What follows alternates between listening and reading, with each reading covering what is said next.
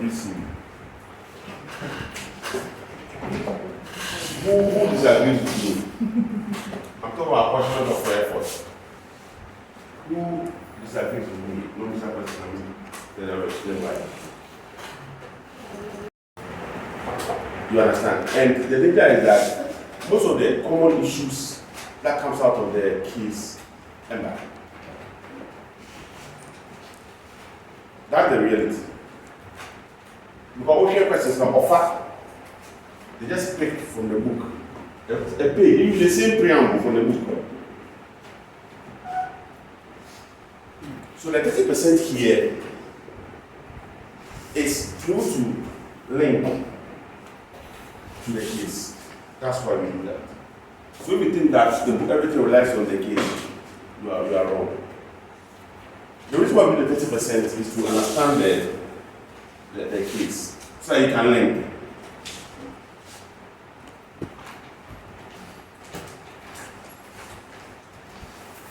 And also, sometimes you are taking information from the case, because we've gone through, you know under which heading or which, so it's easier. So please, the main issue is, and don't use anything, no other book, apart from the ICA, because they pick the person from there. Little. So most of the time, if I say one kind of, and I say, okay, I'm a hazy one kind. Or maybe because of the time we didn't discuss in class, not one kind. And it was not mentioned at the intervention too. But if you I'm saying this because I'm a different so say, no. If you book no, yeah. What is it? And you be out of book. It didn't wait in here, I didn't wait in here, I was no, I didn't wait in here, but I was no. It's true, the thing is from the book. So that's why being able to cover the book, this book is very important. But of course, the emphasis should be on the areas that end by that. First, we must start when we are, then you can touch on. So, normally when we discuss issues by Bomabula, then, Abada and Bada, you understand? So we have to concentrate on the areas that end by that. Once in a while, they repeat, but instead we started class in 7, because we've covered about more than 80% of this one in class. And he said, when your time ends, that's your problem. That one is not my problem. Eh? Anamba. And then your own problem. Because I can also try to make it as practical as possible so you understand. Because normally, if you understand, I say, who they are Baba, or like who they do to my issue easier. Okay. So like I said, I'm repeating. You have to go to summarize yourself. For every model, I am focusing on, because not with the time, so you can't do everything here. So the name of the model, the author, the purpose, you should know. You have to summarize that. All of them somewhere. And are the elements. Then you can now look at how you can link, when you explain the elements, how you can link it to the case.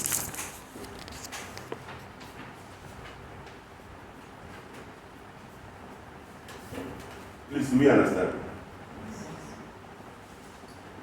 Yeah. Who are pass first in that? Who are I'm certain questions? Have you seen how they say the questions? Pray and bring in and they put it for me.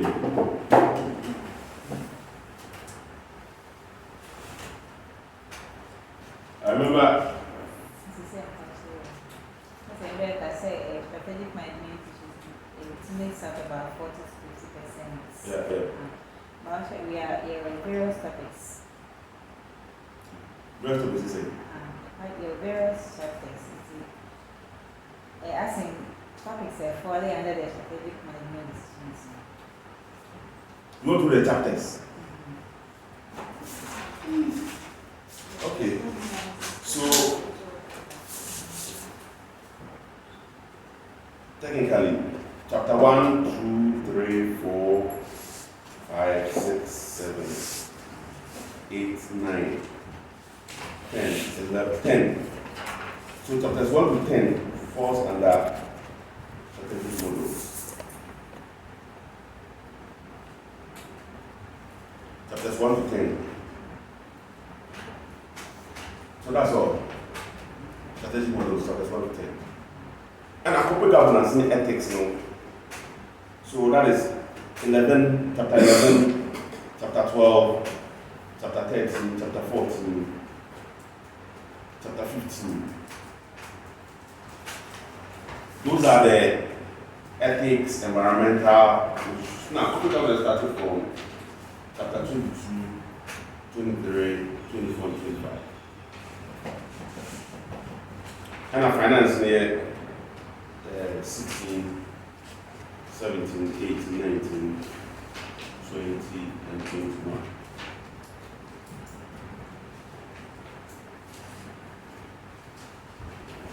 I'm saying that there's no need, no need in anything, of course. So last time they posted a lot of the past questions, and past questions are online.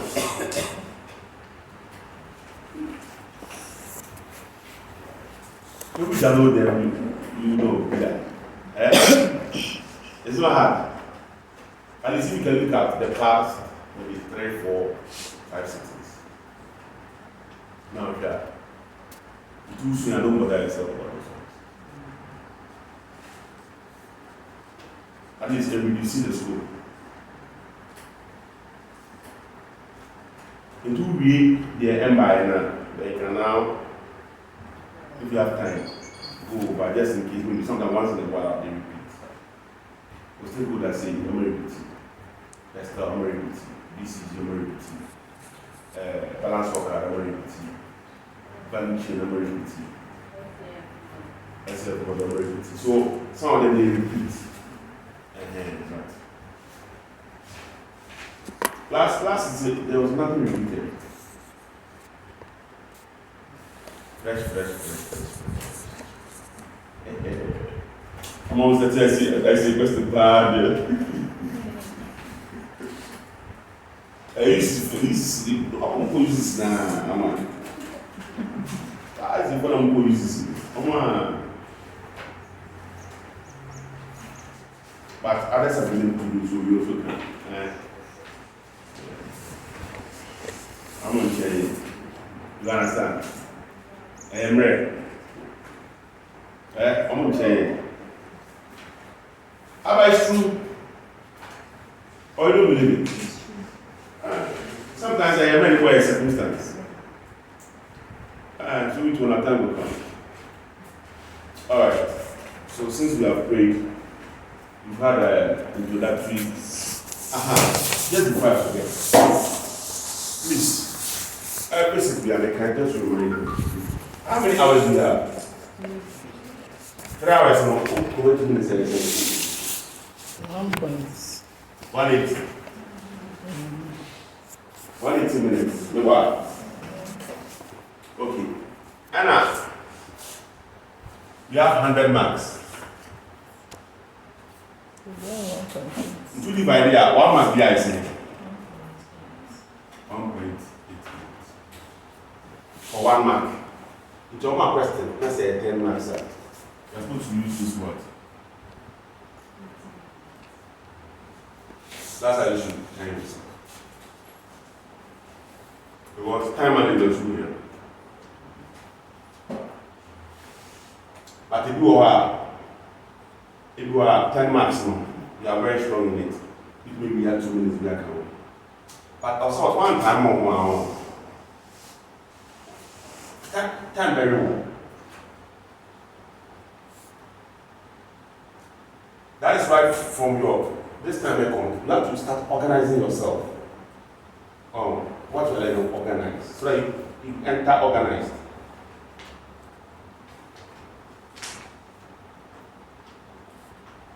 Into two model now. See, we are good to and say, well, come model now, so we can. On does it. The bomb model, so we can the elements. Bomb model with kind of elements. That's the stage you should begin.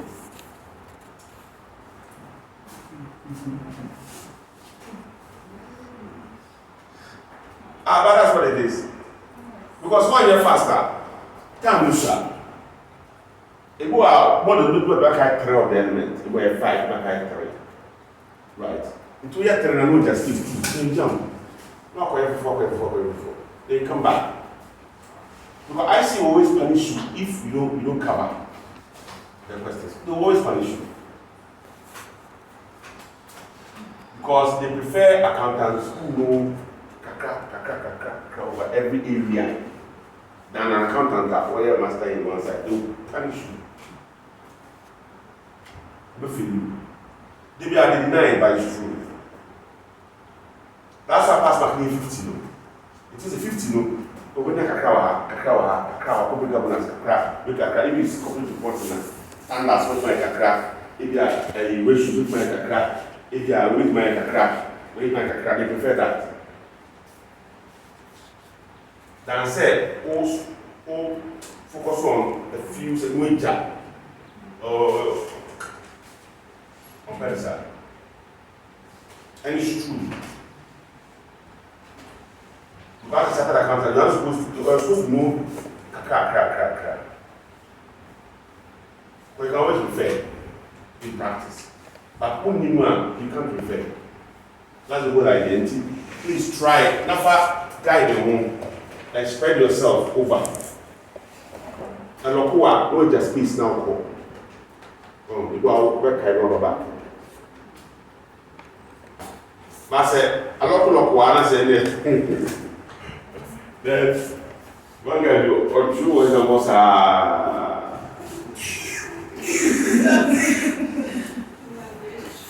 we have 30 minutes. 30 minutes. I said, fucking paper. I'll come back in November. And I think say you cannot leave the class. You can leave after an hour. It's a time. I don't know, he left what's that? They visit the same one also. And then, where's my flower fat? If you should that. Who are the virtual Ethiopia or that?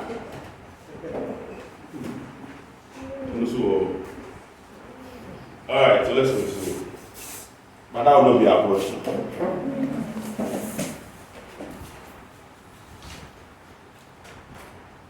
So please, what's happening? Twitter, Yes, take I know. TikTok, and the YouTube shorts. Very dangerous. Now, slick up. That time is so cool. Yeah, bro.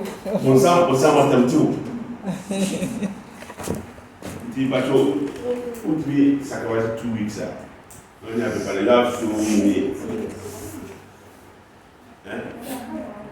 Why is it on me? It's more than 1 week. Count the number of days here. Say it's much on Wednesday. Friday. So I have expected in 2 weeks. So you can still make the recover. So where is it?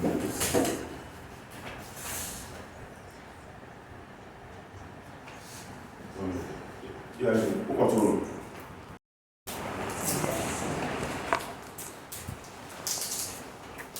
The State's board is well aware that some of its competitors have overseas operations, but the state has put off seeking expansion abroad to date because of the risk involved. It is also aware that some of the country's leading real estate firms have pulled out of the West African market.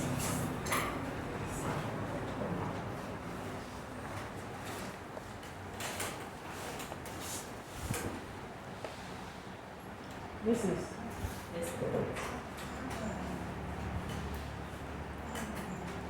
It is also aware that some of the country's leading real estate firms have pulled out of the West African market following its dramatic decline in the last few years. It also appreciates the large amount of preliminary work involved in any thorough assessment of an overseas market and the analysis of the competition and changing business environment that needs to be carried out before opportunities and threats in any overseas markets can be ascertained. Let's explain this. So, international. Why do businesses want to go international? Why? What are some of the reasons why business want to go international? Economies of scale. Yes, economies of Access to scale. live market. Access to market. Personnel, Access to skilled personnel. Access to cheap labor. To diversify their revenue sources. Yes, access to promotional sex. You understand? So, and I remember I said international, going international is a method of growth. It's one of the methods of growing. Alright. But there are risks. So in general, there are general risks when you want to go international. What are some of them? So currency risk, clash of cultures, integration problems and legal risk. How do you know?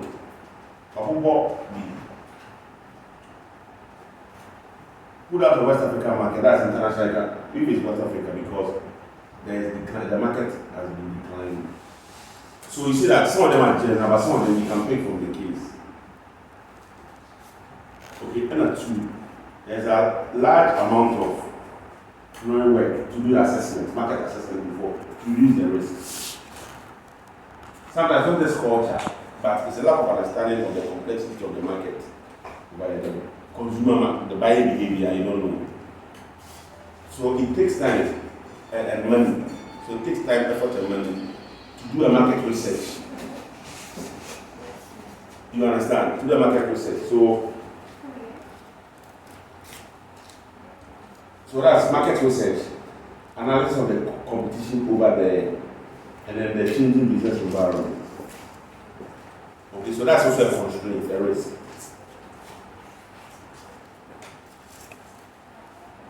Please, do you get it? You.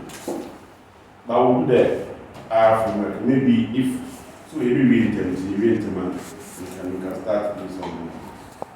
So go on.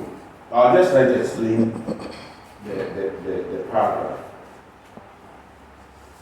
Well, but kind so those things will not see. You have eyes, but you can't see. Alright, let's go. Despite these reservations, the current and likely future economic situation and other problems associated with real estate in the country is making some board members reconsider their stance. According to the International Monetary Fund, the global economy is now in what it calls a two-speed recovery process. Advanced economies are either growing slowly or are stagnating, with unsustainable debt levels and persistently high unemployment. Developing economies are also experiencing slow growth as they continue to invest in their own infrastructure, grow overall exports, and start to see increased levels of consumption from their own country's residents. It is within the context of these changing global conditions that some members of Prestige's board have shifted from their long-standing reluctance to seriously consider the possibility of expansion overseas. So this is where the framework, my main framework to going international countries. But they are reconsidering, in fact, all of them are reconsidering going international. What framework can they adopt? So when we come out, all these things, not actually said, maybe ask the consultant, you comment. Because he did it. Alright, but we'll do that. Okay. And we'll discuss benefits and risks of going international. Okay. The real estate estate industry in West Africa. Prestige Board has considered moving into a neighboring country within the West African sub-region. There are a number of reasons for this. First, the sales director of Prestige already has some familiarity with and contacts in the real estate industry in that country by virtue of frequent visits to family and friends. Indeed, by a stroke of good fortune, one of his relatives happens to own a small building company in that country. Secondly, the development of the building industry in that country has been quite rapid in recent decades, as the economy has moved from that founded on an agricultural base to one based increasingly on manufacturing and services. Like many other countries in West Africa, the process of industrialization has been accompanied by urbanization, as people have moved to better paid employment in towns and cities which have grown in size. This migration from the countryside to the towns has created a massive demand for housing, and building firms have taken advantage of the opportunities presented to grow and expand their operations. The outcome has been the development of a dynamic building industry with a mix of firms of all sizes. The last decade in So, these two paragraphs, the board is constantly moving to a neighboring country. Here we can identify two reasons. What are the reasons? First, the sales director of Prestige already has some familiarity with. So, familiar with the market conditions. But it's not just access to contact. Contacts are the money. Because contacts are one so you can understand the market there. Right. So it is having the risk. That risk. And not true, there is no demand because that industry is so growing. But from our country, because if that industry is growing, then there is demand.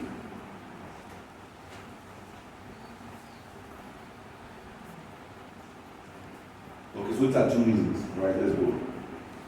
The last decade in particular has been one of rapid economic progress, and the neighboring West African countries' economy has grown by about 7% per annum over the period. This has produced a growing middle class with an income level that allows citizens to enjoy a lifestyle only dreamt of by their parents.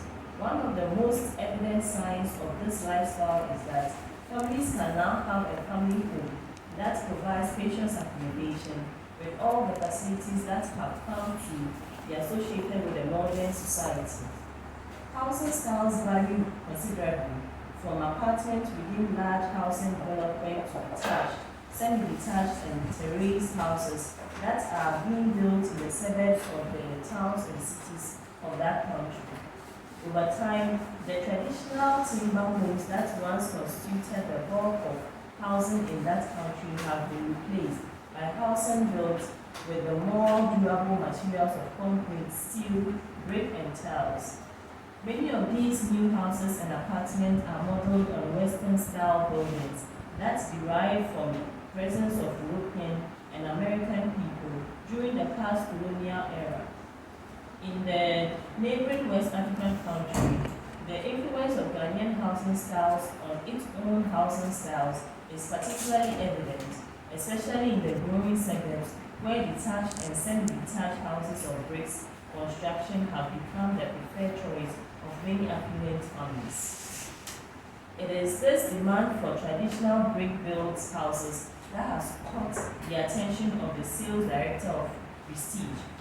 On this regular visit to family and friends in that neighboring country, he has become aware of both the demand for Ghanaian-style brick housing and of the demand for skills and expertise in this type of house building. Right. So, in the previous paragraph, okay, because of urbanization, people were moving from the village to the cities, creating demand. Now, but here, it's talking about there's a particular taste for Ghanaian style what? Brick house. Brick house. So, there's this specific demand for a product.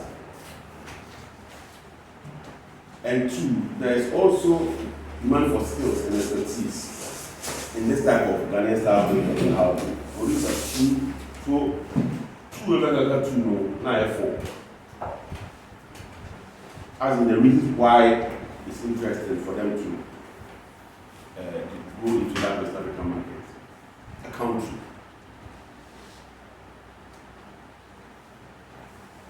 Are you following? Right. Okay, so let's go to Opportunities exist. Overseas investment always carries an element of risk, and the sales director is very much aware that the political stability of that country is of recent origin, and that the multi-ethnic mix of the population has been the source of armed conflict in the past, and that this has toppled some previous governments in that country. Some of these groups are comprised of militant members who still harbor simmering resentment for the injustices they see as perpetrated by the government. So I've seen in the book international investment appraisal.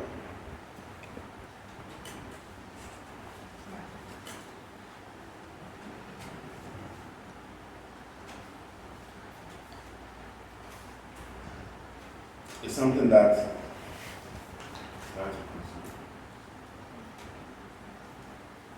so international issues we discuss on Sunday. Either Ima will come in or we'll break the phone.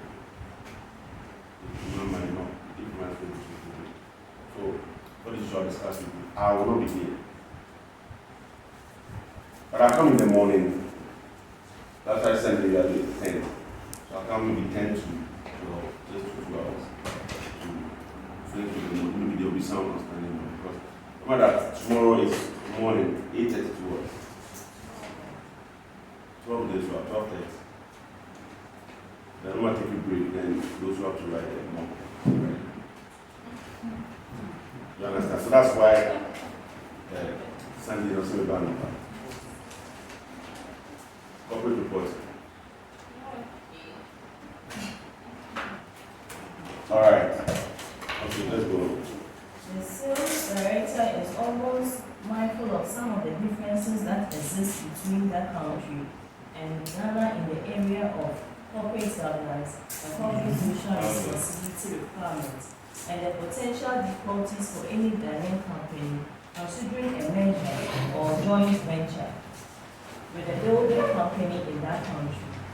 A feature of business in some West African countries is that control of companies by large family groups is common. One of the features of this ownership structure is that it provides power to insiders to pursue their own interests at the expense of minority shareholders, creditors, and other stakeholders.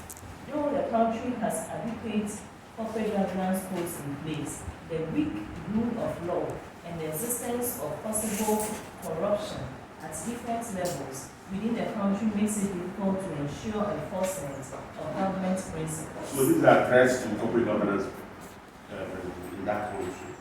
One thing that, I don't know, okay, when we finish, I've written it down. Let me look at this. You know, methods of going international. You know that going international is a type of growth, method of growth. But there are ways that we go international. All right, I'll discuss international today. There are also additional specific concerns confronting the building industry in that country that have little comparison to Ghana. The first of these has to do with the fact that the West African country is located in an area that is subject to relatively frequent earthquake activity. In your pastel, ecological.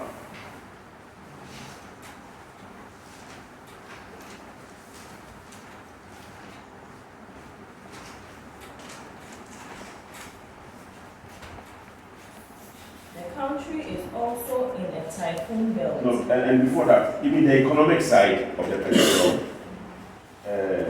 you look at, because these are all external to the business, pastel, and it's external analysis. if you look at the rapid economic progress of the neighboring country, that's something economic that we can talk about. Page 11, paragraph 3.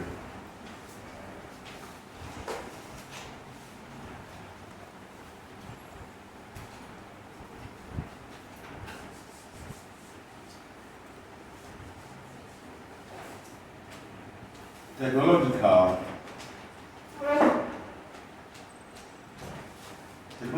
we can talk about, if it's external to the business, we can talk about competitors using modern methods of construction.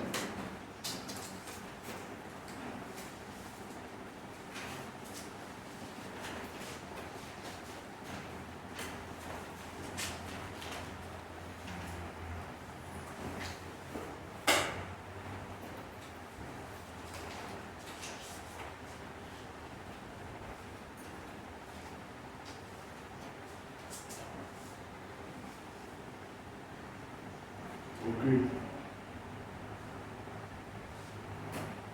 The country is also in a typhoon belt, which seasonally produces very strong. But the political too, there's political instability, all those points. Okay. Instability in the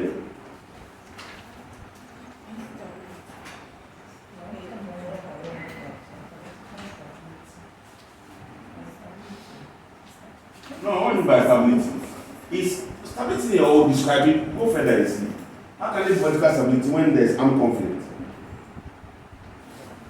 When there are some groups comprised of militant members who still harbor simmering resentment for the injustices acted by the government. There is therefore a risk that this feature of that country has the potential to upset the stability and workings of the government. So there's a risk to the political stability. All right. So I'll just reason these points so that we are just reading points. All right, let's go. The country is also a typhoon belt, which seasonally produces very strong winds. So builders have to allow for these natural hazards when considering house design. Okay, what's a typhoon? Strong wind.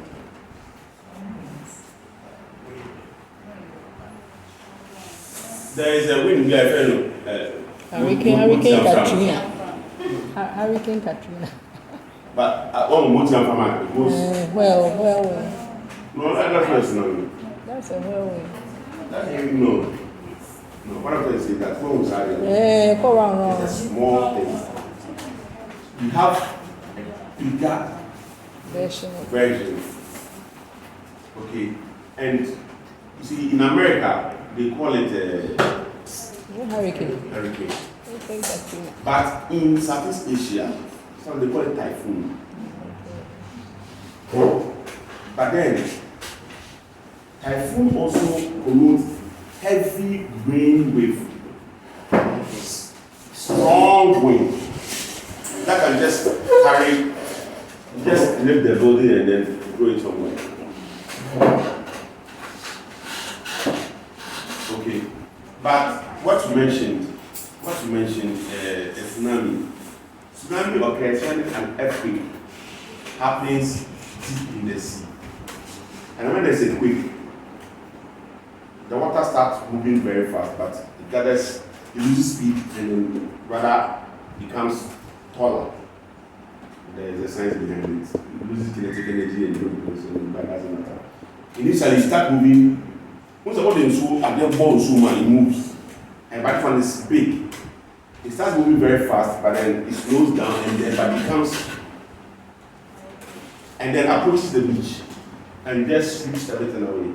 That's a tsunami. But that's not what we're talking about. We're talking about a typhoon. Okay. Present divisional structure. The organizational structure of Prestige grew through a series of acquisitions and mergers over a period of many years.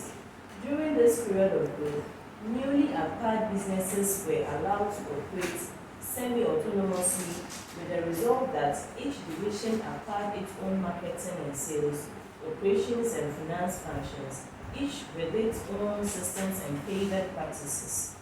The new CEO is under pressure to increase profitability and has asked the finance director to provide him with implications for prestige if the structure were to be rationalized. Right. The FD has asked the MA to do some preliminary work on the savings that might be made in 2024 and 2025 if each of these functions were centralized at Prestige's headquarters. So once you talk about centralization, what type of organization are we talking about? It's matrix.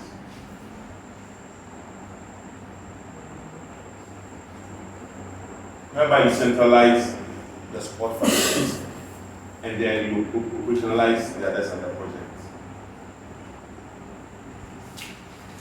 And this that to actually make savings.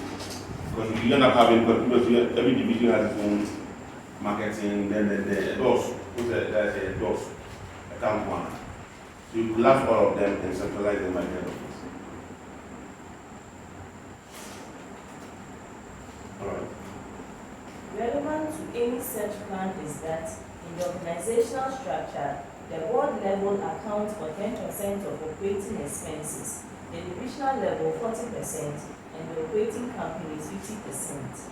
It is estimated that 40% of the operating expenses can be saved by centralizing the functions above and through updating the IT systems. Preliminary estimates based on the outcome, based on outline codes for new IT systems and potential staff redundancy and displacement costs indicates that this will cost 75 million cents and take 2 years to be fully effective. Competition from sustainable homes development. One of Prestige's major competitors, Best Builders Limited, has just completed the first full-scale development of sustainable homes that almost meets the government's targets for building houses which are environmentally friendly. Despite the current difficulty of obtaining finance to buy houses, demand is high for these houses as energy costs have increased significantly. Best Builders Limited is therefore planning to build thousands of these homes over the coming years. The competitive threat this poses to Prestige was further underlined recently when Best Builders Limited was awarded the prestigious House Builder of the Year award. Okay. So under the business plan, which we look at that. I'm just sorry.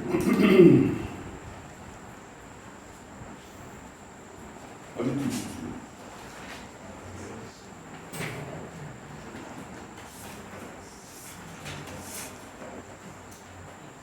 222. If you look at the business description, if you look at the body page 222, look at the performance. The business environmental analysis. The first one is what? Industry background. So if you say industry background, can we write industry background for Prestige? Can we write? Yeah. You competitor analysis. No. And competitor analysis is what we are just reading. Competitor analysis is what we are reading.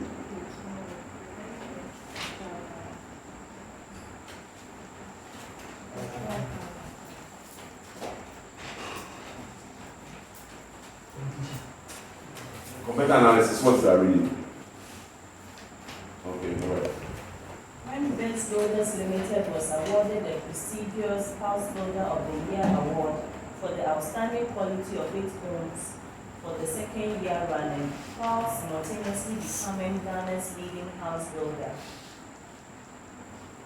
The FD estimates that if Prestige does not consider the construction of sustainable homes within its product portfolio, then 6% of its sales will be lost to competition in 2024, and that this loss of volume will continue and very possibly increase each year after that. The required once-only investment by Prestige for the production of the sustainable houses is expected to be 21 million cedis. Okay. So, we say, if the businessman bank are very nice. But clearly, okay. I want to do CPG.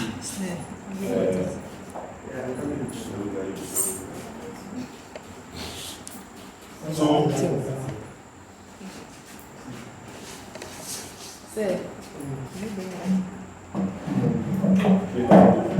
so, I don't really have to share it with Senator. Yes. Is it good rights? Maybe it's not right for you, I don't know. Share with him. Alright, so clearly, right, there is competition from the sustainable homes development or the market. And that if Prestige, the company in question, does not also go into production of such sustainable homes, they can lose what? 6% of the sales in 2024 to the competitor. And that can increase in subsequent years. But to be able to do that, there is a one-time investment of what? 21 million required. So with this, a lot of questions can be asked, right, from a finance perspective. I mean, a typical question would be, suggest the best mode of financing. Maybe because they will do an extract. Obviously, that they have a lot of retained earnings. Remember that the retained earnings, they didn't pay that as dividend. So maybe they can give you an extract of financial statement in the unseen. So if they have a lot of funds, then that means that you don't advise that they will go. But depending on how it goes, that's one way. Okay. Another way too is the report. Assume you have to go debt. Right. Assume you have to go debt. You have to prepare a report and justify that. If you have enough assets to use as collateral or whatever it is. Okay. And second point, we're seeing, they wanted to go international as part of their growth plans. Because all the competitors were also operating in some of the developed countries. But there were a lot of risks, including FX. Okay. So now, we're looking at maybe international appraisal. International investment appraisal. Yes. That was appraisal. Okay. And then also, so we prepare for the business plan. But like I said, for the past 3 or 4 years, I will still prepare. But there are, I can see various, but these days, what you can see, they will not break. but I mean, that's the whole idea. All right. Okay. Let's go on. It involves simple building techniques, new materials, solar systems, and recyclable water management systems, rarely used in traditional house building. The investment is considered worth power by Prestige in terms of construction cost savings and in lower energy and maintenance costs to the new sustainable homeowners. A deal has recently been struck between a competitor and a big solar energy supplier and is expected to result in significant savings compared with electricity bills for houses in general that rely heavily on air conditioners. Please, do you understand this? So the reason why sustainable homes are becoming interesting is that, sometimes it's not just about building the house. It's the maintenance cost. Okay, so if it's such a way that it conserves electricity, because now people do solar. Yes, one time cost But when this is the only Kakabia, and then you try and also maybe sink a borehole and have a small water purification system. Yes, it's expensive, but after that, only Ghana water any Kakabia. Yeah, so realize that there's a lot of savings that can be developed, obtained from. That's why the sustainable homes is a serious threat to them. So they may have to definitely enter into that market. But they need 21 million. That's the financial amount. All right, let's go. Go toward development. The recent changes to the urbanization redevelopment policy of the Ghana government have encouraged some property developers to pursue land acquisition to build houses on land in Dodowa and beyond. One such case is an initiative taken by Prestige to build 7,500 houses on vast expanse of land in the Greater Accra region.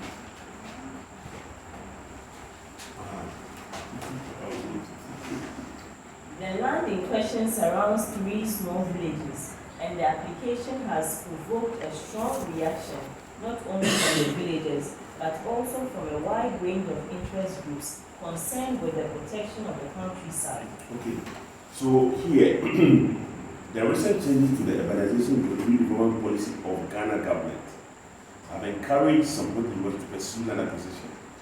So please, here, that line also feeds into what? Your personal becomes what? Political. And then in your SWOT, it becomes what? An opportunity.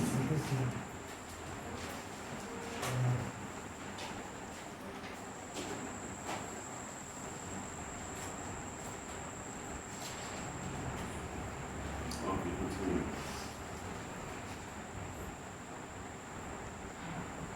The development would encircle the 3 villages to produce a whole new city, complete with a range of services such as a supermarket, a leisure center, and a medical center. Some land would also be available for development of a small industrial state. People living within the 3 villages have formed an action group to prevent the development from going ahead because they think that it would damage the rural character of the area. Stakeholder. But then, stakeholder, I think 2 times. About 2 times. But then there's another stakeholder. Johnson School. Ethical stance. Abada. Johnson School's ethical stance. Are you?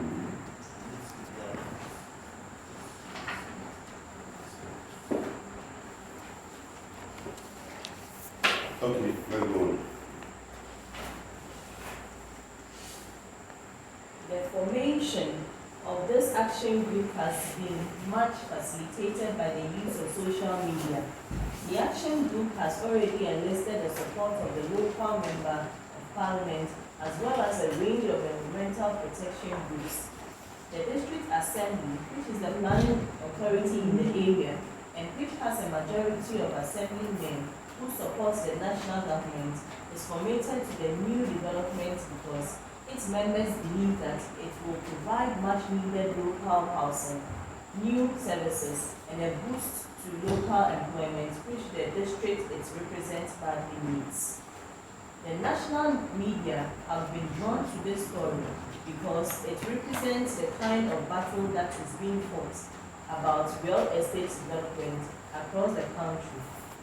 Prestige, together with other building firms and suppliers to the building industry, regard the possibility of the development and others like it as a golden opportunity.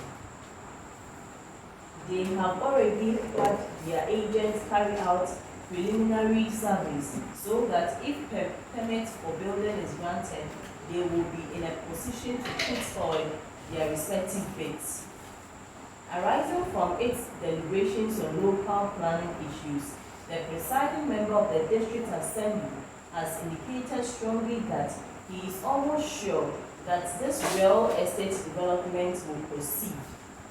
In light of this, the MD has been asked to make a provisional assessment of financial implications of bidding for a substantial slice of building land that might become available. The MD has delegated much of this work to the MA, as he is currently committed to a range of other projects. He has also asked the MA to consider that the likely stakeholder implications are for Prestige if it processes with this development. So it's straightforward here. Power interest matrix, stakeholder. Do you remember? Huh?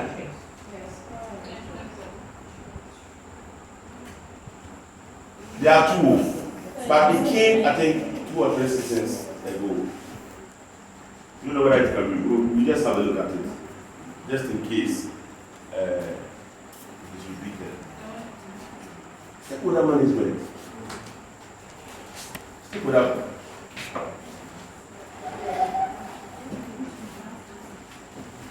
Last 2 seasons.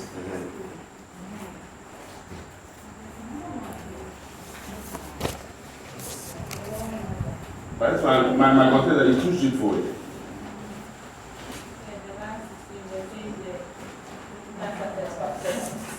Straightforward, but it's Okay. Why you didn't learn it? Oh, that one did. You didn't learn it? Oh, there.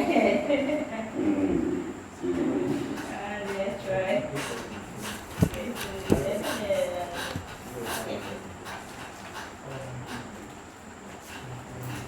Okay, you are not that down.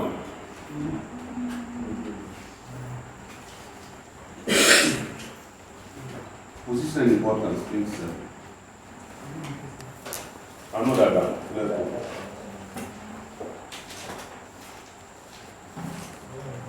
It is anticipated that the building land, if granted the requisite permit, will be divided into sites, and that the price will be 60 million cedis per site of 1,500 plots.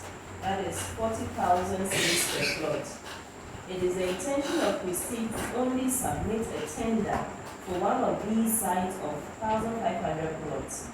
It is anticipated that build time from start to finish with all plots sold will be 2 years, and that Prestige will have to pay 50 million cedis for building materials and associated costs from the start. The remainder of the building cost will be funded from operating cash flows. The average selling price. Which is no.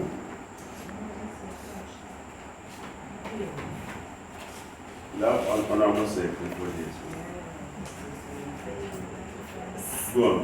The average selling price per completion is expected to be 163,000 cedis, slightly higher than the average for the region, reflecting the perceived value of the development. It is anticipated that the gross margin of 22% after all costs are recovered will be maintained. The FD is satisfied the proposal will provide a positive NPV, and whilst the MA is not required to provide such a calculation, he has asked the MA to provide a residual income calculation for the project so as to illustrate the undiscounted cash surplus to the board. The FD is confident of obtaining finance at 10% interest per year to obtain the plot and to finance the building materials and associated costs. It can be assumed that income generated from the sale of the houses will all occur at the end of 2 years. It can also be assumed that the houses in each plot will be built evenly over the 2-year period. So this one, normally such a, it will do things. When you know that you solve the calculation before coming, so you bring it. Or it could be that you ask from a different angle, but it's always interesting to analyze. Right. Anyway, it's written down. Let's go. allegations in a West African country. Whilst considering the formation of a joint venture with a new partner in neighboring West African country, Prestige was pleased to hear that Zebra Limited, one of its prospective joint venture partners, had won a contract to build a medium-sized development of some 50 houses on a favorable site in the suburbs of a major city in that country. Prestige has subsequently discovered that the contract won by Zebra had been achieved through a series of secret payments to Marigold Consulting Firm, the contract awarding organization. A meeting of Prestige senior staff has been called at its headquarters. Before he goes along to the meeting, the FD has asked the FA to prepare an assessment within her report on the implications that this revelation might have for the proposed joint venture. Prestige is also considering entering. Do we understand? So this is a possible corporate governance issue.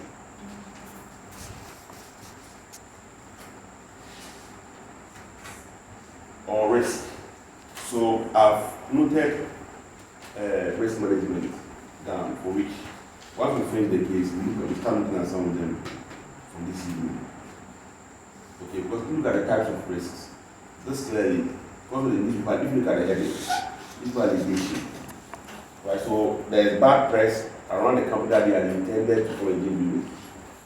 What kind of result? Damage to reputation and brand.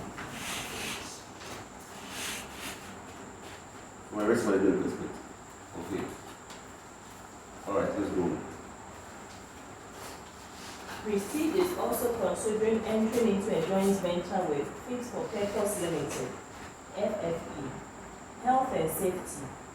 During the process of considering which of the two companies Prestige should partner in the joint venture, news has filtered through that one of them, FFE, has been associated with two incidents resulting in tragic loss of lives. Prior to these incidents taking place, the managing director of FFP had previously stated very clearly to Prestige CEO his view that a joint venture with Prestige would be invaluable to FFP.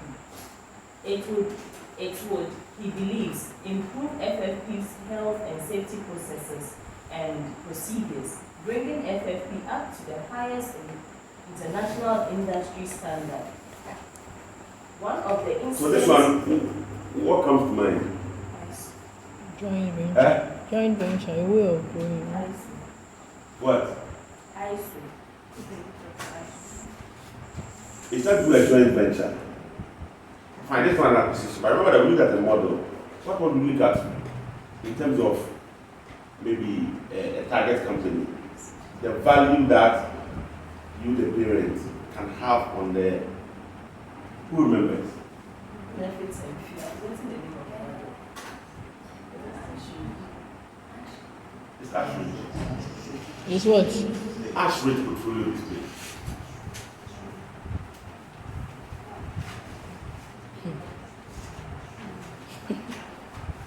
But that one is normally for merits and acquisition, but it's something that we can look at. Okay, all right. So please, you have to see. Oh, we have eyes, but we are not seeing.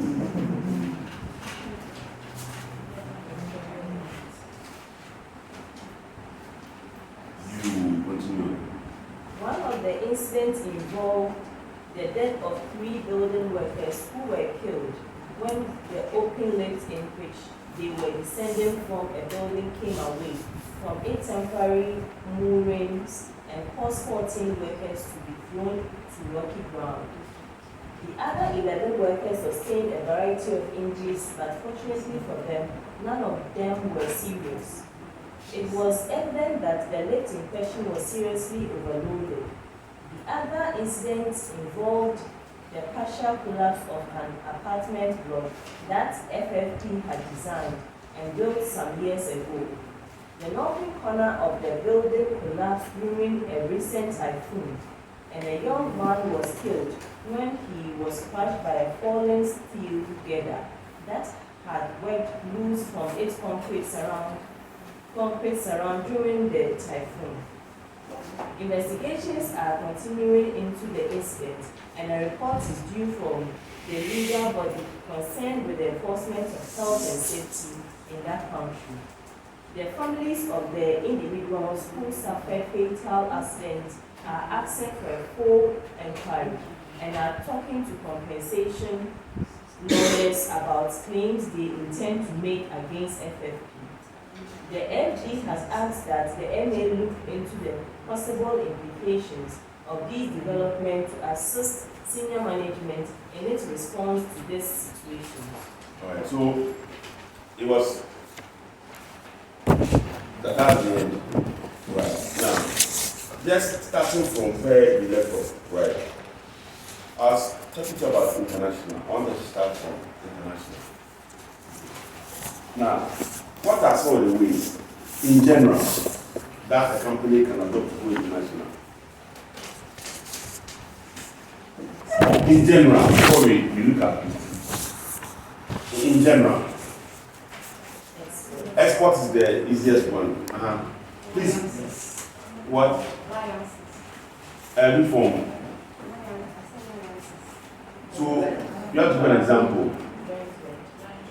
Joint venture, okay.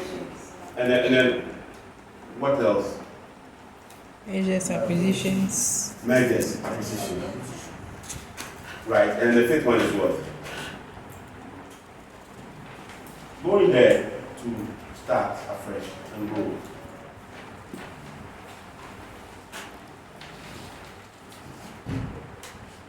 You understand?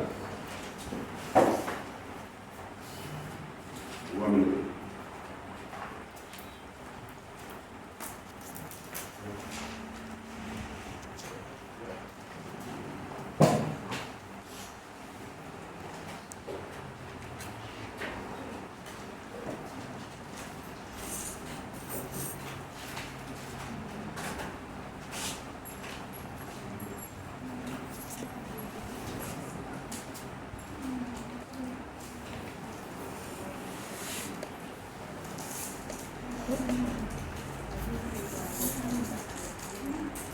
Okay, so there are five, but because this is real estate, export, that's not, you can't put a house inside a container. No, unless the modern methods. Anyway, then it applies. The modern method, you can fabricate the panels. Because actually, it happens. Most of these warehouses, all those steel frames and trusses and all that, they're all prefabricated. But I said nowadays, these houses come in form of containers and they ship. When they come, they just assemble. Yes. But that is the modern method. So yes, exports can apply in this case. Yeah. So all the 5 cases can apply. But remember that on page 4, he looked at the JV, joint venture, that's the alliance we're talking about. And they raised the 2 issues. Issues with what? The 2 companies were trying to form the JV. The first one was what? Zebra Limited, who had a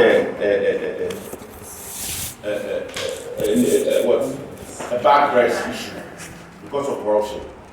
And the other one is fit for purpose, which clearly has health and safety issues. So you can be asked, suggest other means apart from the JV, because this JV is problematic. All these 2 companies are issues. They have issues.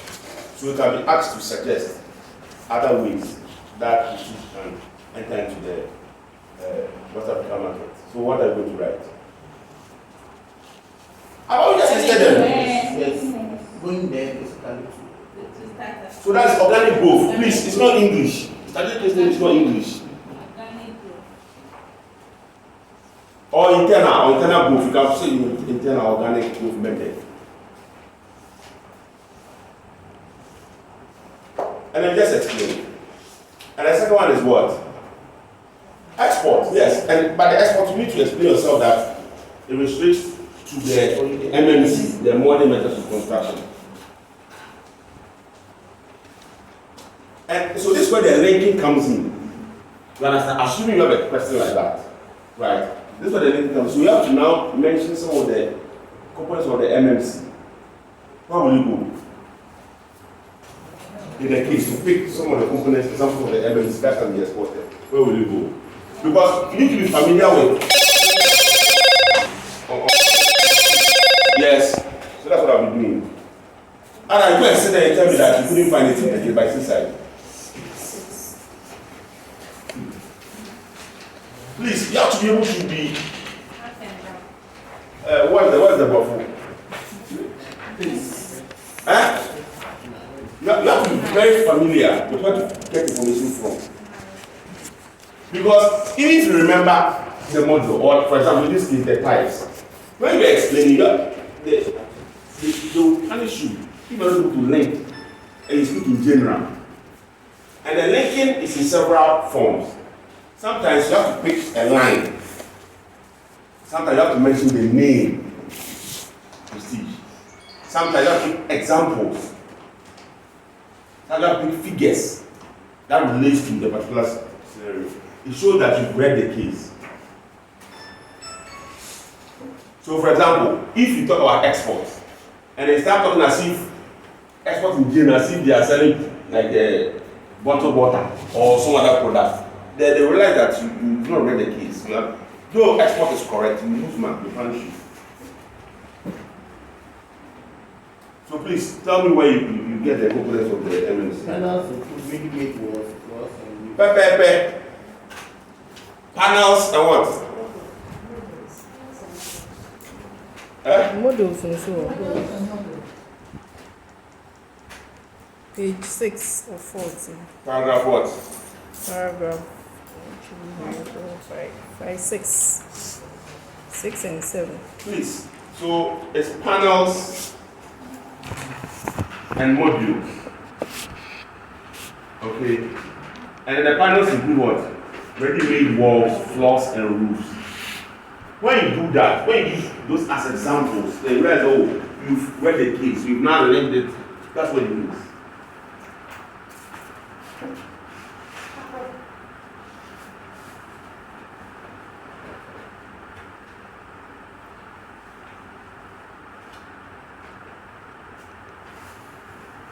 And the models are clear. These are ready-made rooms which can be pieced together to make a whole house or flat, but are used most frequently for bathrooms or kitchens.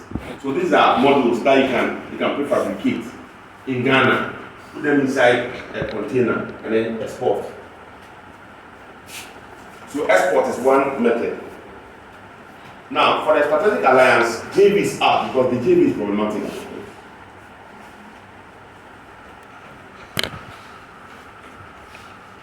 And there are two other types of strategic alliances in Canada. What are they? No. Types. I want types. Franchise and licensing. There are forms of collaboration. When you say collaboration, you can want the types.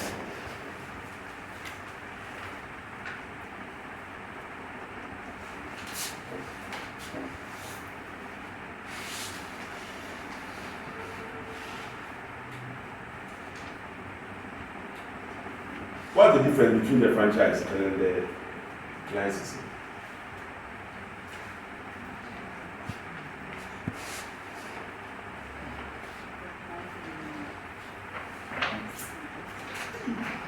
the franchise is like they're using the brand name and everything. Brand name and what? Brand name and sound. The standards they use to So there's anytime you hear franchise, no matter you go to KFC. Yes. It's not just the brand name. Look at the system they have. What the method they use to prepare, it's the same thing. You go to America, Israel, UK, it's the same thing. So it's not just the name, the processes, the software, the ERP system, And even the tools, web tools, and utensils, that's also used. So anything here franchise, the first transformer is gifts.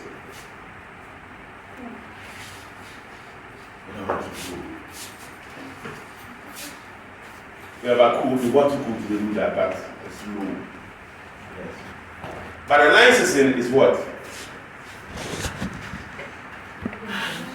So for example, it's like maybe you become a sole distributor of its product. Without, so but the other company sells under its own name. But then you authorize it, give the sole distributor status. Alright. Okay. And then what else? Merger and acquisition.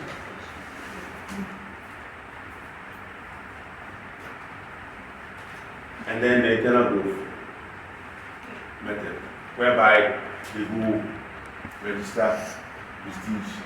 If it's Nigeria, prestige Nigeria Limited, and then you have to start from scratch to go and scout for customers, understand the market, and grow.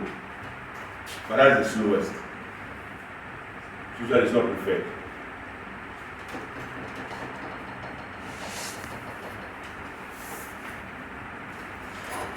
Okay. Now, the next point we want to treat under international.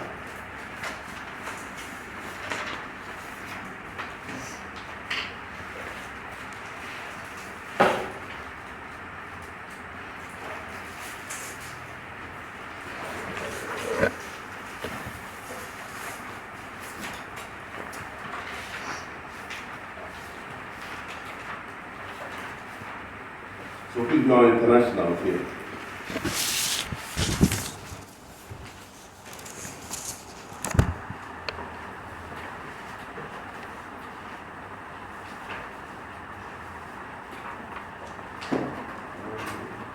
This guy will be the binding for me as well.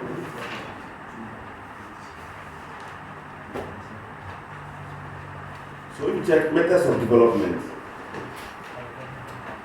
Okay.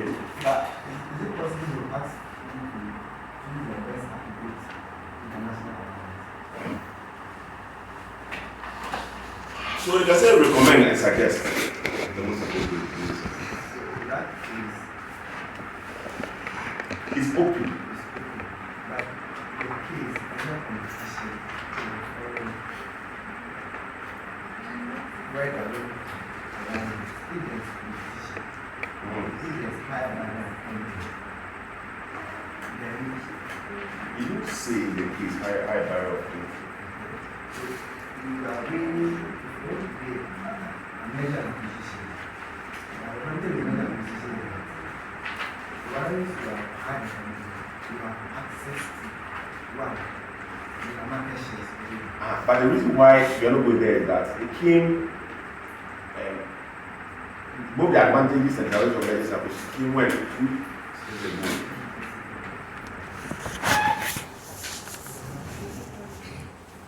You see, it came. So, because of time, what we are trying to do is that we are trying to focus on the issue that portions of the skills that have not been asked because of time.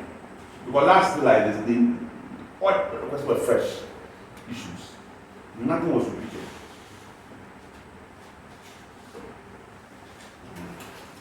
Okay, so let's look at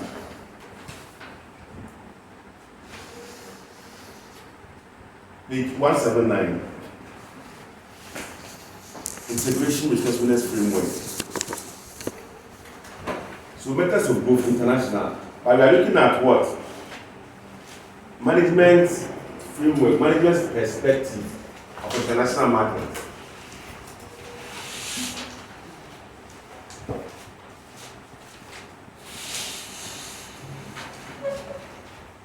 I'm not going to talk about the EPR because EPR is back.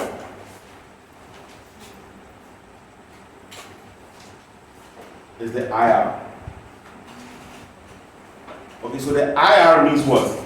Integration Responsiveness Framework. Integration Responsiveness Framework. What does integration mean?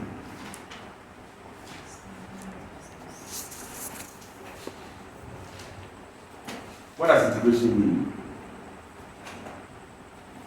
It's in the book. Briefly. Integration is global integration. The way in which an organization seeks to coordinate its activities across various locations it operates in. So integration is the pressure to go global. Integration is the pressure to go global. Past responsiveness is the pressure to meet the needs of a particular country.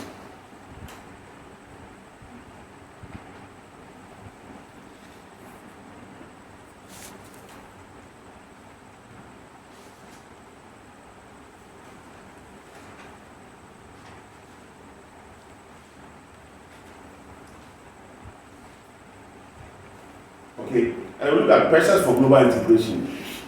Pressures for global integration, first one is what? Opportunities for cost reduction. Page 179.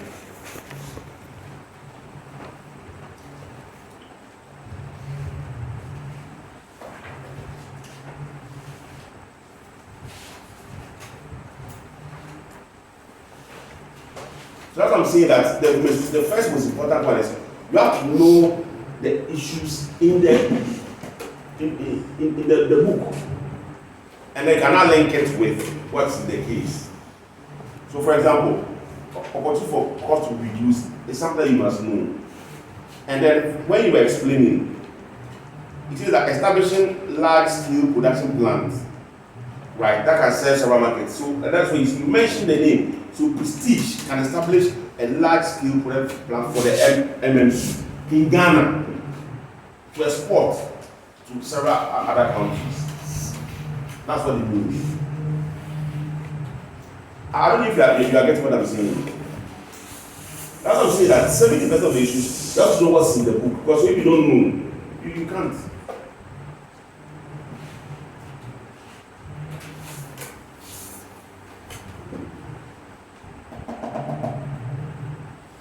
Okay.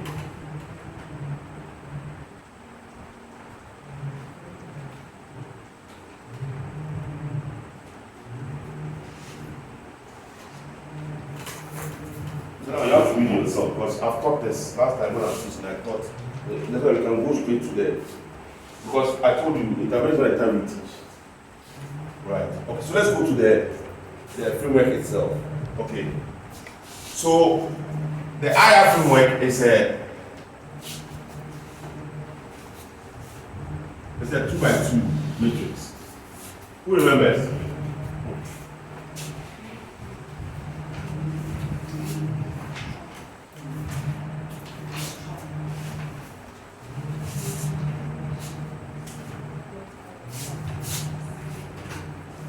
So pressure for local responsiveness. And then there's what? Pressure for what? Global integration.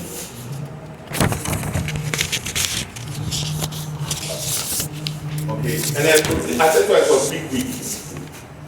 Okay.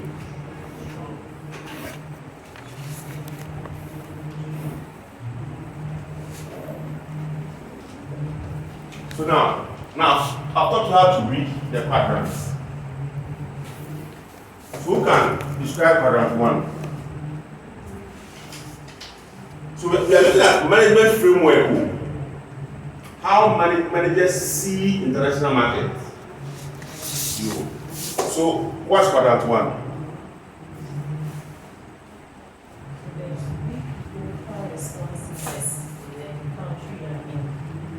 So there's weak local responsiveness and then weak global pressure. By the pressure, there's weak pressure for local responsiveness and then weak pressure for global. What does it mean? What does it mean? I explained to you what local responsiveness is. Let me do what global integration is. What does it mean? Pressure for him. So here, that means that in that particular country, there's no pressure to meet their individual tastes and needs. And at the same time, they don't really care about having the pressure is not so strong to go global. And for that, they are described as what? An international company.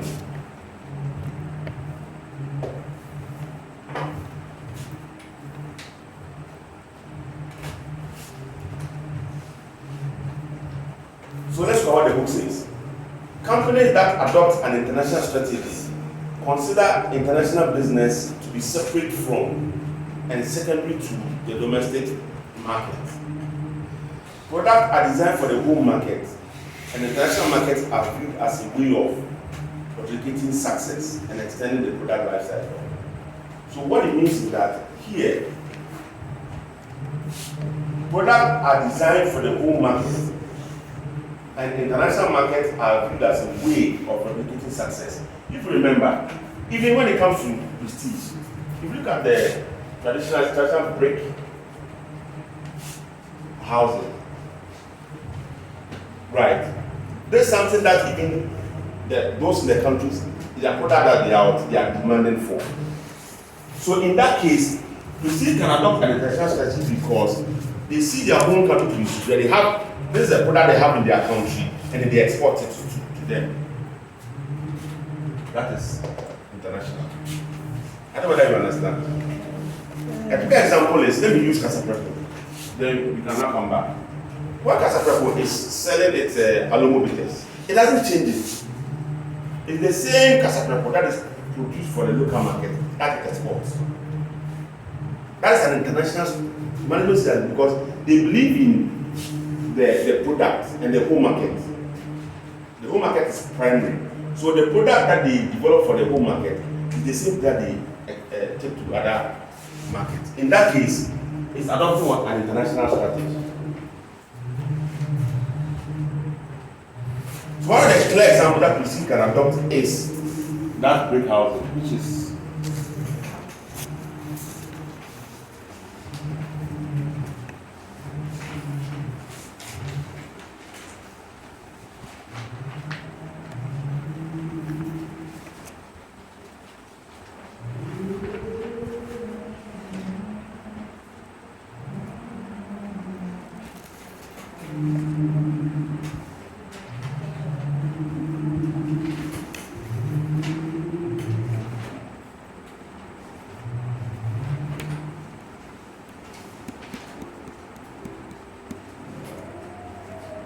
okay, so page 11, paragraph 1, 2, 3, 4.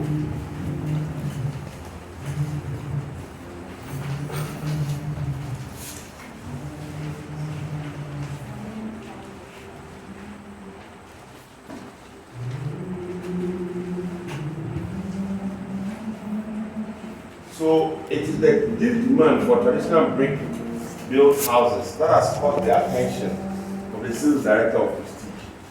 On his regular visits to family and friends in that neighboring country, he has become aware of both the demand for Ghanaian style brick housing and of the demand for skills and expertise in this type of house.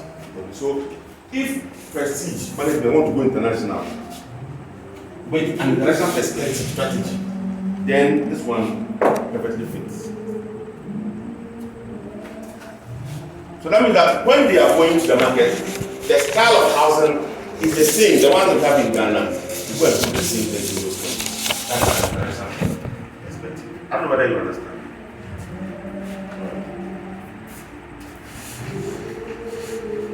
Now, this is strong local responsiveness and weak global pressure. So strong local responsiveness means what? That means that the market, that particular country, they want to meet their taste, unlike here when it's weak.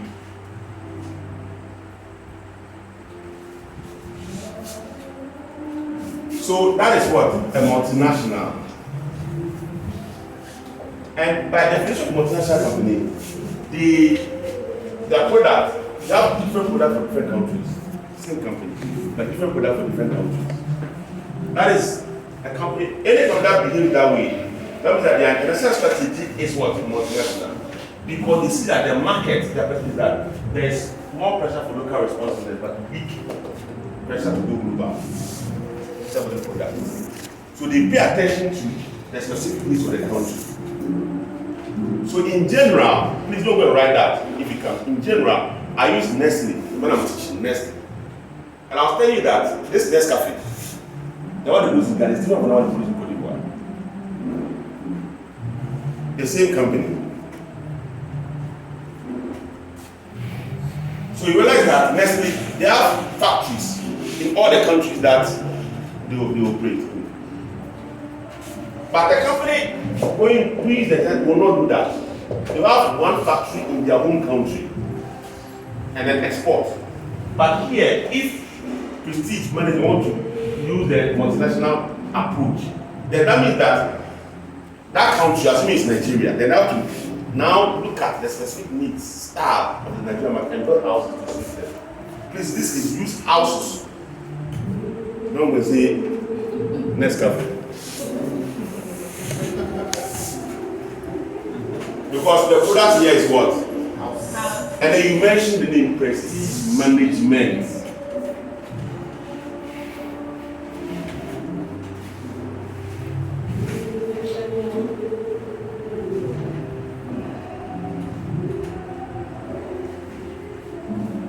Please, are you okay?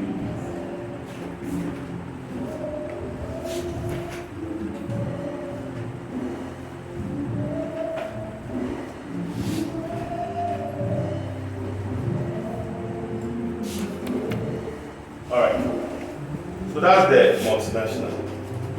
And then let's come here. This one is what? There's big. They see the market as having a big pressure for local responsiveness, but strong pressure for global integration. The moment we must have for them to be international standard. So we call them what? A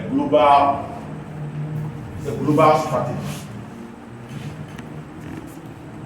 So global strategy, in global strategy, let's look at what the case or the book says, and then we cannot link it to. So global strategy. The headquarters execs. Please, I'm reading because they pick. If you look at the solution.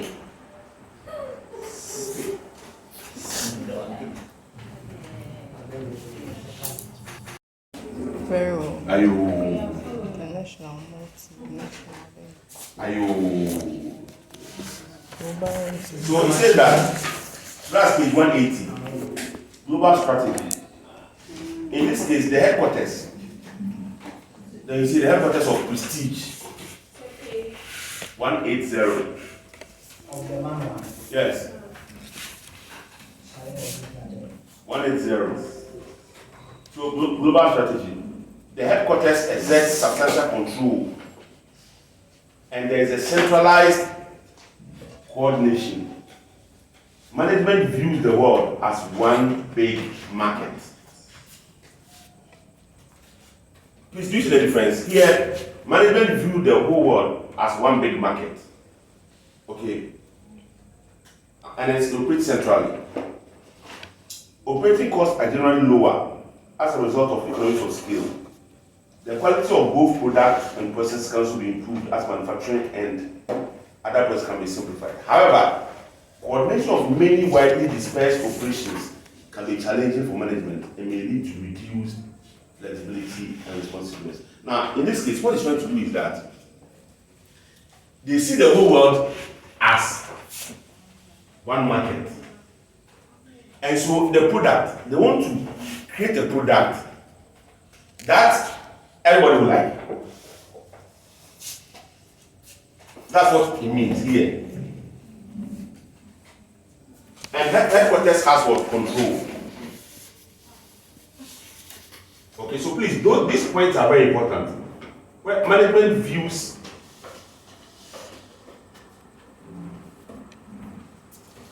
the world as one big market. It's a very strong point. You have to mention it. Okay. And operating costs are lower. But what they try to do is that they want to come up with a product that everybody will like. It's a very this one is the most difficult strategy to adopt. And it can easily fail. Right. Okay. So that one, personally, I would not recommend business to go this way. For me, this one or that one makes sense than this. This one and that one. And so the last one, this where there's what? A strong pressure for local responsiveness and another strong, that's what transnational. Transnational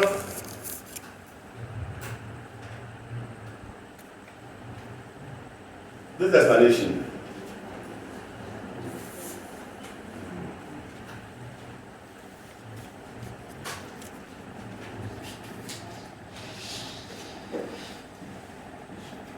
So transnational, these organizations attempt to respond to local needs whilst maintaining sufficient central control. They aim to develop a flexible approach in which they will standardize where feasible and adapt where appropriate. He used McDonald's. So in this case, the key point to note here is that prestige management will attempt to respond to local needs whilst maintaining sufficient control. And they aim to develop a flexible approach. Okay, but it's not recommended. For me, if you actually recommend, it's international or multinational. If they ask you to recommend. Normally, they can ask you to explain and then recommend. This one is always the easiest.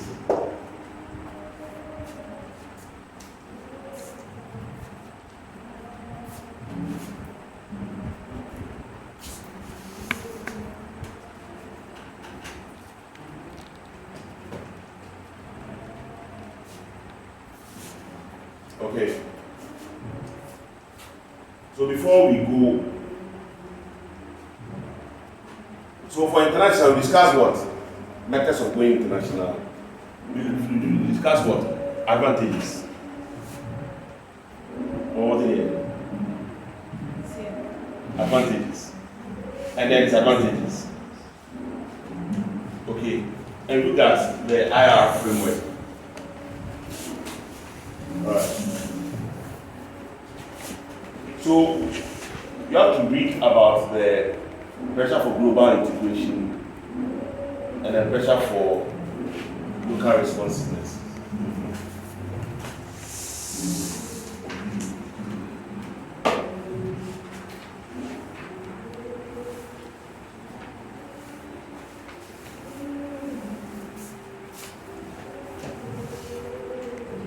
Okay.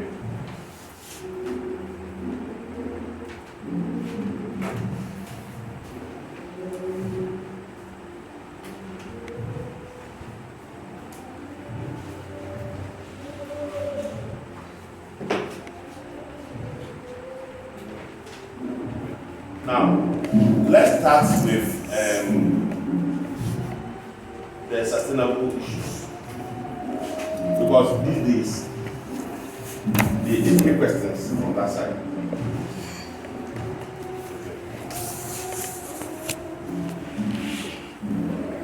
Where we get to tomorrow.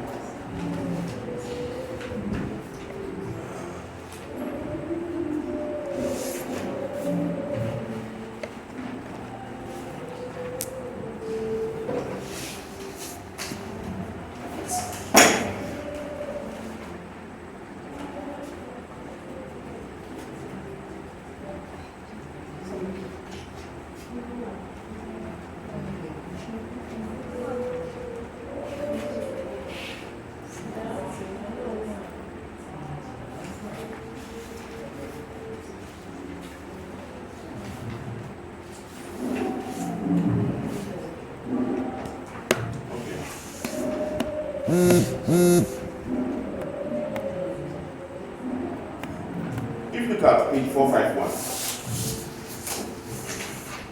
chapter 15, that is social and environmental issues in ethics and business. You look at the exam context, page 451, it says that by the end of this chapter, students will be able to one, explain the concept of social and environmental footprint. What I was mentioning there. 451.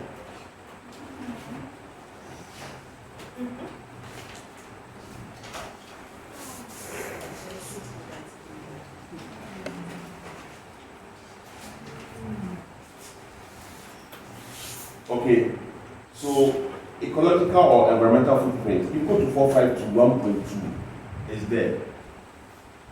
What's the definition? The definition is that an environmental footprint, also called an ecological footprint, is a term that means the impact that an entity has on the environment.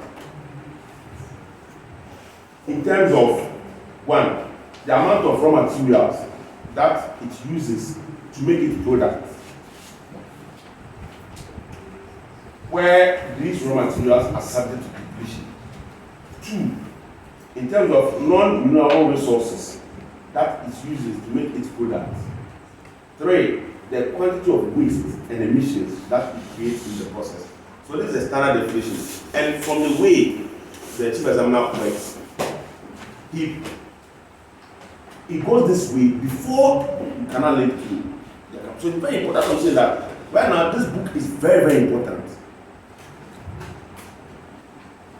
So for example, this definition, he will pick from this definition, not from any other book. So if you've not read or not remember this one, like from.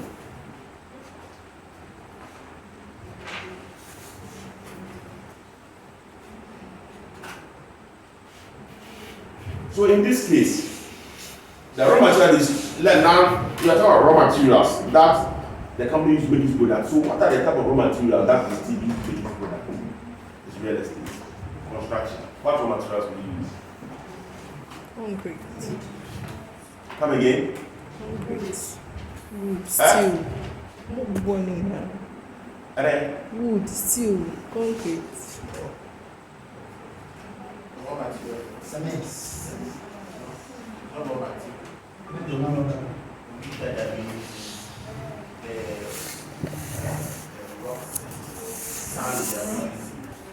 I'm asking, ecological footprint, it says that it's a term that means the impact that an entity has on the environment in terms of one, the amount of raw material that it uses to make this product. And I'm seeing that in the case of prestige, what are the raw materials that it uses is to make its products out? And what's the impact on the environment? That's what I'm saying.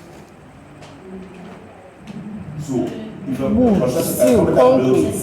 It is here. Molds. what is the page? Page 6 of 14. Paragraph. So you see, these are some of the things that I said that you have to then go back. Page 6 of 14. Yes, paragraph 8. MMC can also include innovative site-based methods, such as the use of concrete. A range of materials is used for MMC, but most commonly wood, steel, and concrete. So if you look at the raw materials,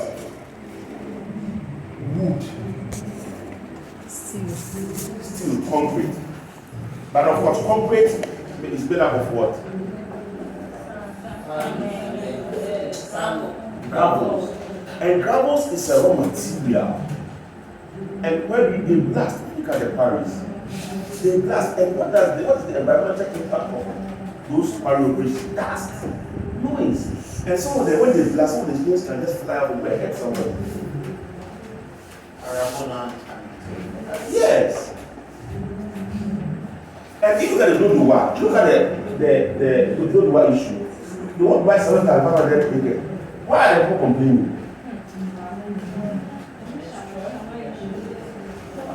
No. So because they're going to clear arable land And so their operations will have an impact on the environment. So these are types of ecological footprint that businesses can have negatively.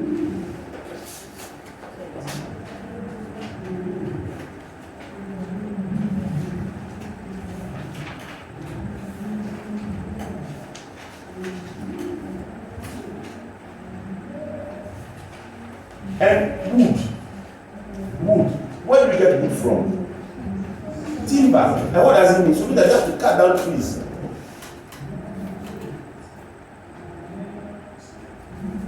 And when you cut down trees, what are you causing?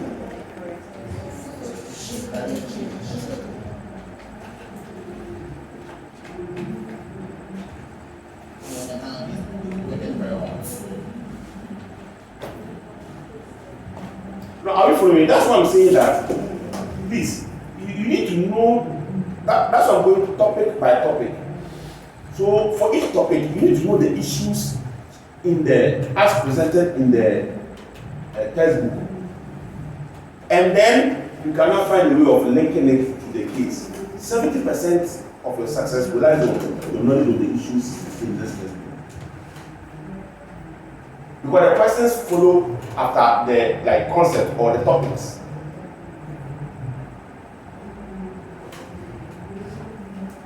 So the second one is the non-renewable resources. So wood, timber, it's a non-renewable resource.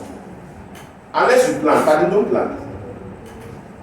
Okay, and so the next part comes to reducing how a company can reduce its environmental footprint.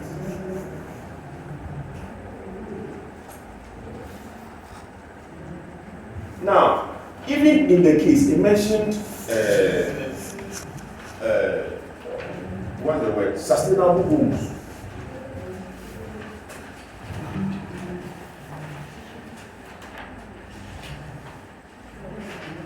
It mentions sustainable homes. And sustainable homes, because it doesn't use a lot of power, it's a way to use your food. Because solar, using what we call renewable energy is a way of reducing ecological footprint. So if you go into sustainable homes, it's a way that they can reduce their ecological footprint.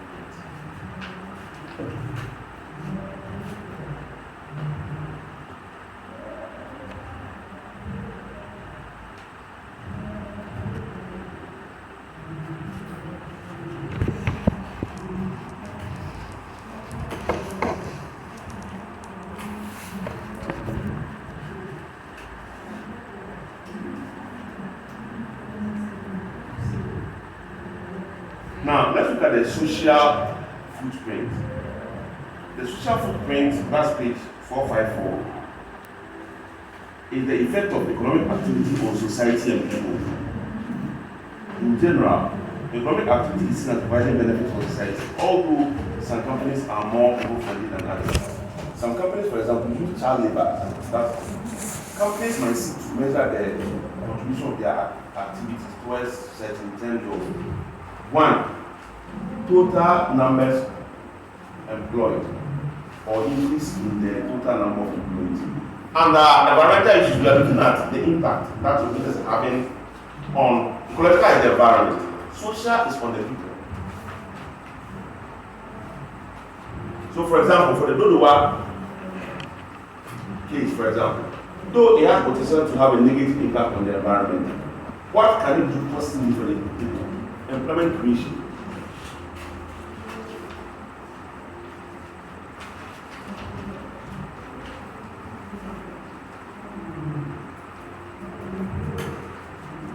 That is why you look at page 13, paragraph 1, 2, 3, 4, 5. Arising from its deliberations, at least I'm talking about the case, page 13. Arising from its deliberations on local planning issues, the presiding member of the District Assembly has indicated strongly that he is almost sure that this related development will proceed. In the light of this, the LD has. Now, why do you think he wants to proceed?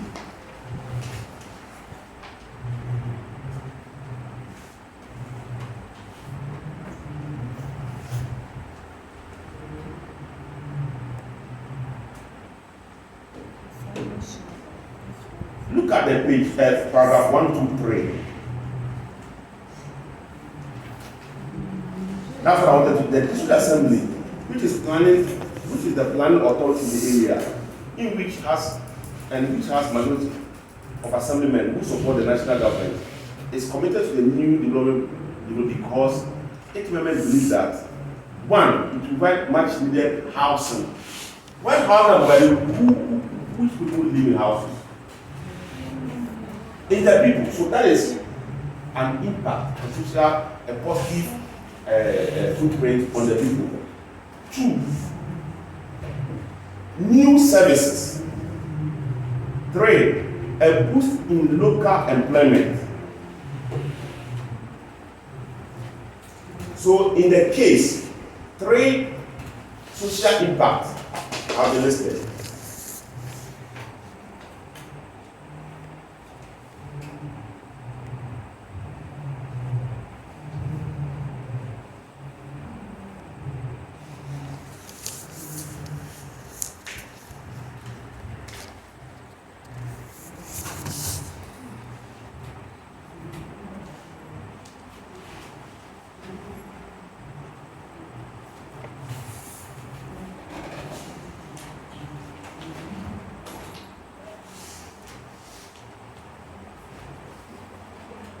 Now, if you look at page 457, when it comes to these environmental issues, reporting by companies on sustainable development. Several techniques have been used by companies to plan and report their sustainable development or the impact of their activities on society and the environment. There are 4 of them.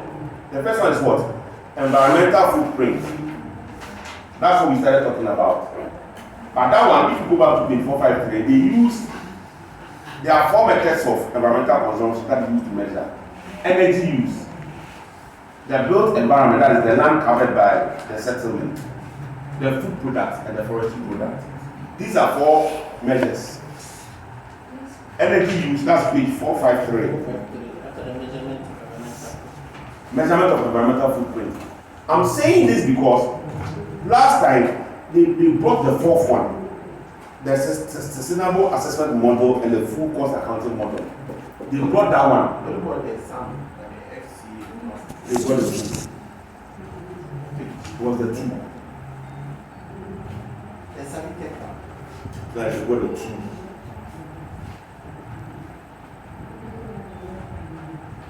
So that is why we are looking at the other thing, but there are 4 methods.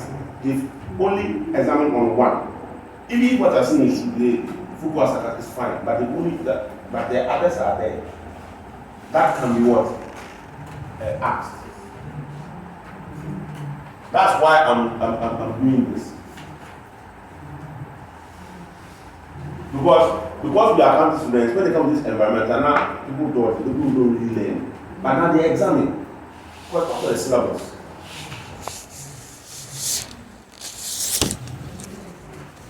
So please, the first one is environmental footprint, and there are 4 ways of measuring that. I've already explained to you what environmental footprints are.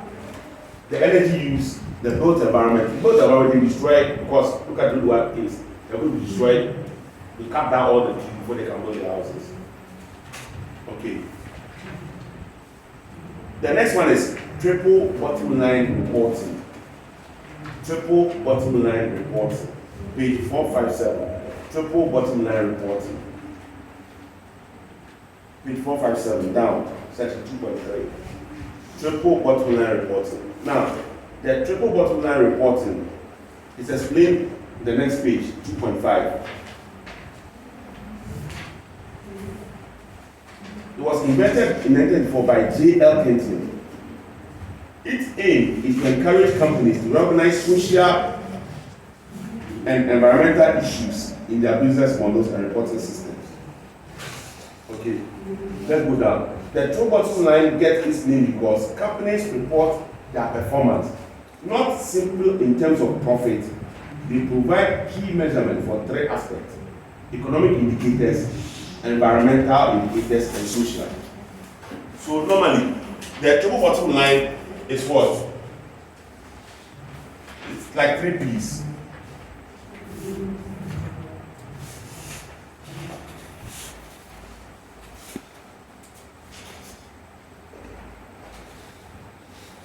people, planet, profit. So your financial report must cover these. So for the profit, which is the economic, that is your standard financial, your profit, corporate income, and all that, balance sheets, and all that, ratios. These are you report the cover. That's what we all know. Now, they start saying that those who have to report people, the impact of your business on the people, citizens, human beings. And that is where we use the same social footprint.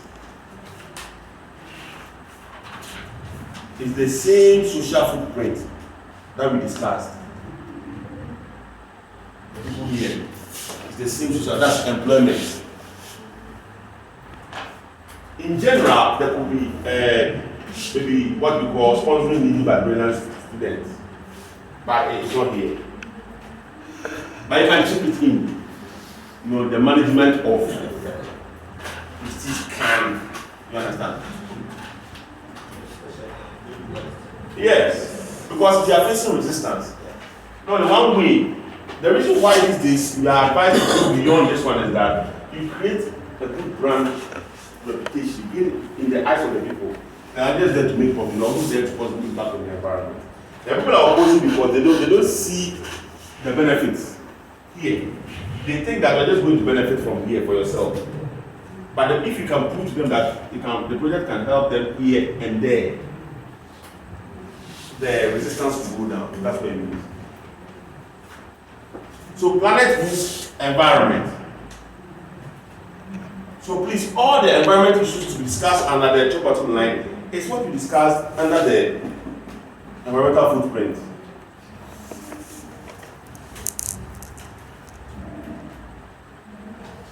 Which is the raw materials being used, the non-renewable resources, and the waste that is being generated. I don't know if you are getting me. Alright. So you can be asked to write a memo, write a report.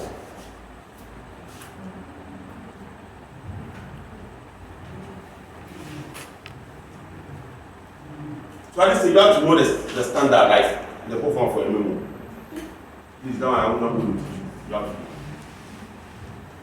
Alright. And so for example, if you have to write maybe a memo to the board or something, right, on maybe two bottom line reports that maybe in the past year 2018.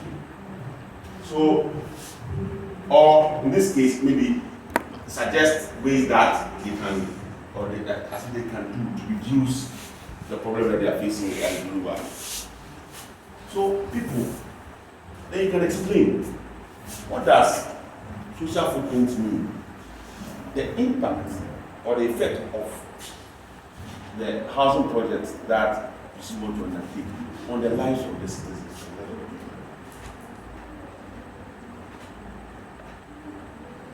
They can create employment, think about new services, and then the other one sort of homes.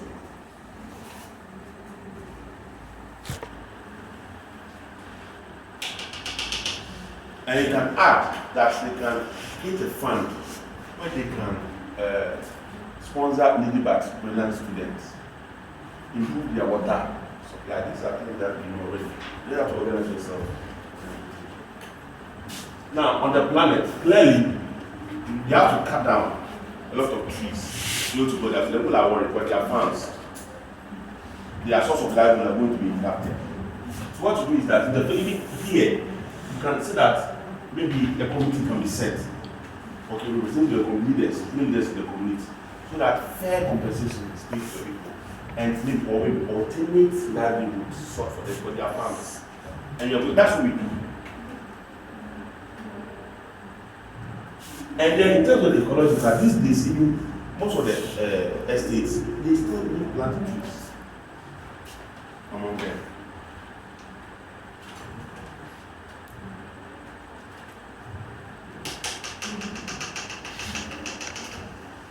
Alright.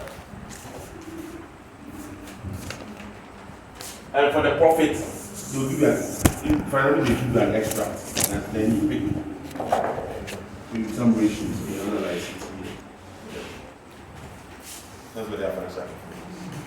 Neither.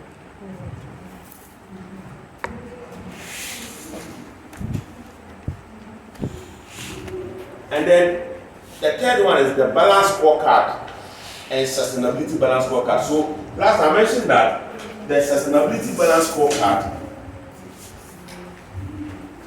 the typical balance scorecard has 4 perspectives. All right.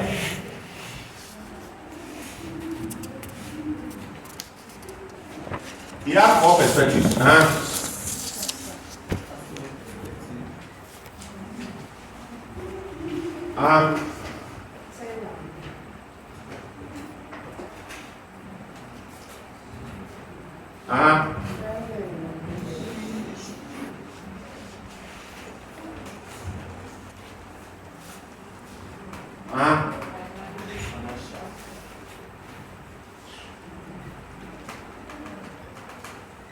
Now, for the sustainability, for the balance scorecard, you just add what?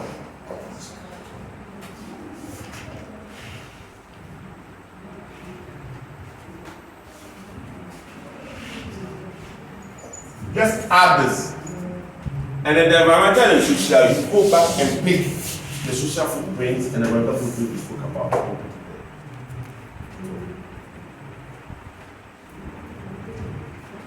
Because we all know these ones already. Unless when you now go to the tell the customer that prestige, you can't get it from the case. That I'm doing. Okay, so please. Then you just twist the and you just add the social to make what sustainability balance scorecard in case it's a reporting mechanism. I'm just saying that because last time they brought the full cost accounting. And last, they didn't bring anything related to the environmental side.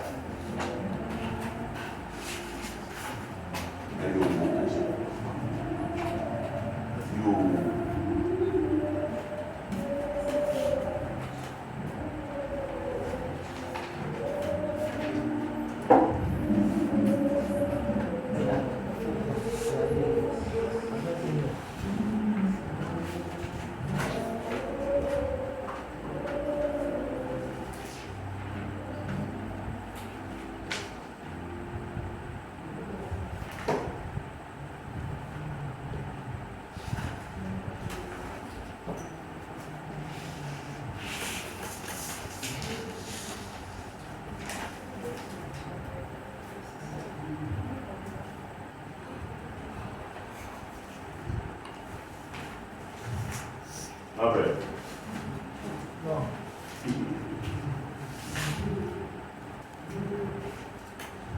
There are 2 other issues there. Please, you have to read them.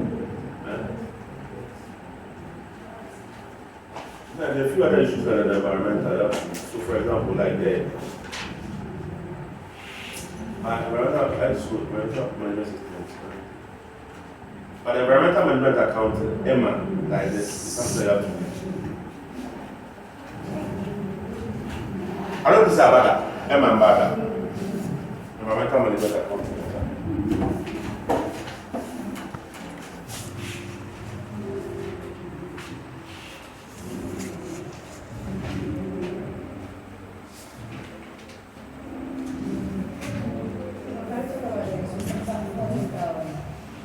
No, what? 465, 465, 63.2. Process.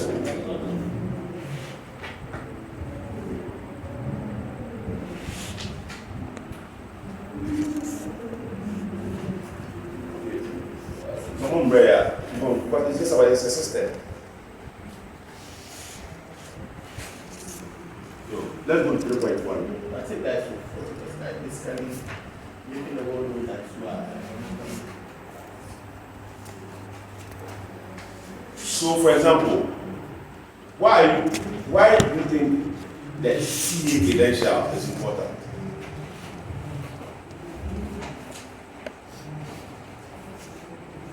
Why do you think it's important? Or why? Because Friday, why are you not sitting somewhere at the beach or chilling or you are here. Because if you have a CA title or certificate, it shows that it demonstrates you are competent in all the major accounting, the knowledge, the basics, accounting, audit, financial reporting, and all those kind of things. So the same way, environmental management systems ISO 14000 is a certification. So if you have the certification, it shows that your systems, your practices, the way you do your things meet international standards.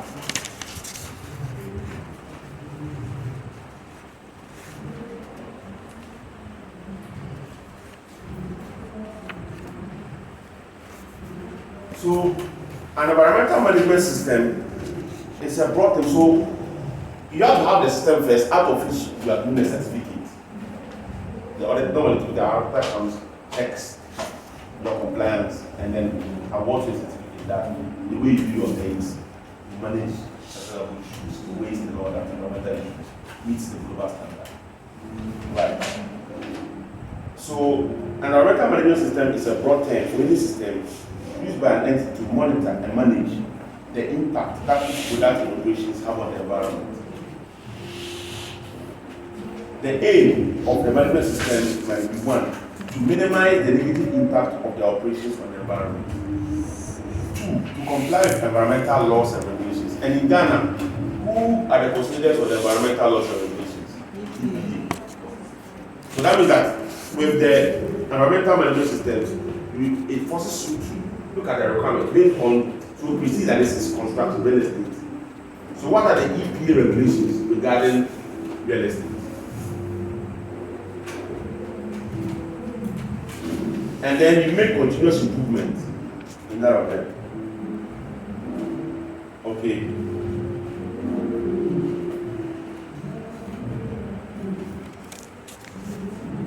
So is it okay? Is it okay? Yes. So the standard itself, ISO 14000, it has issued a series of standards. So the way we have auditing standards and then IFRS. What is this? Standards by this time for managing the environmental and social impact. And if you go to the next page, it lists the standards. Guidelines. The requirement for an environmental management system.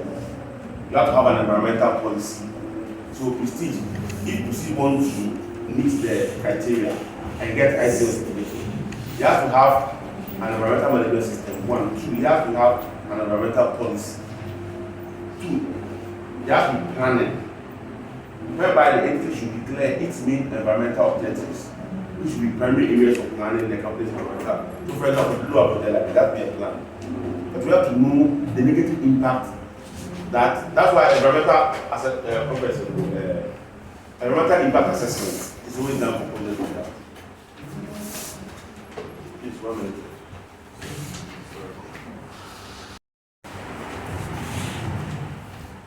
Okay. Implementation operation, checking and corrective actions in the management review. All right. So the environmental management accounting, it's like I want to teach again. I have a problem with that. You understand? I have a problem with that. Because intervention is not easy. Eh?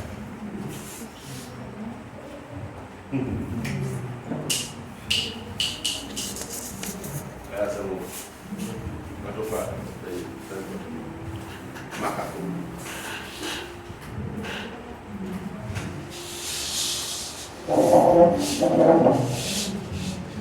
So let's look at 3.2, environmental management accounting.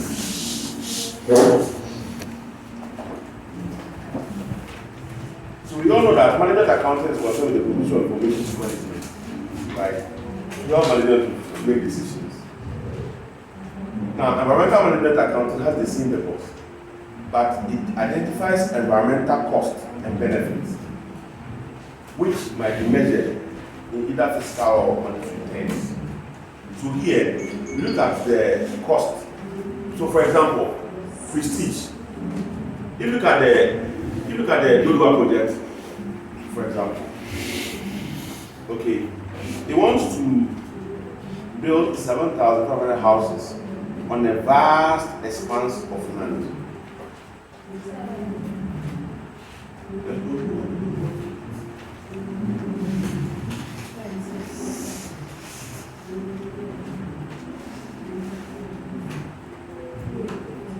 So, page 13, paragraph 2.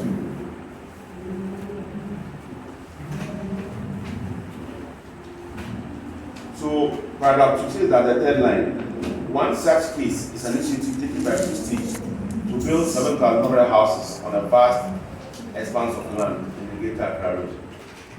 The land in question surrounds 3 small villages, and the application has provoked a strong reaction, not only from the villagers but also from a wide range of interest groups concerning the protection of the countryside.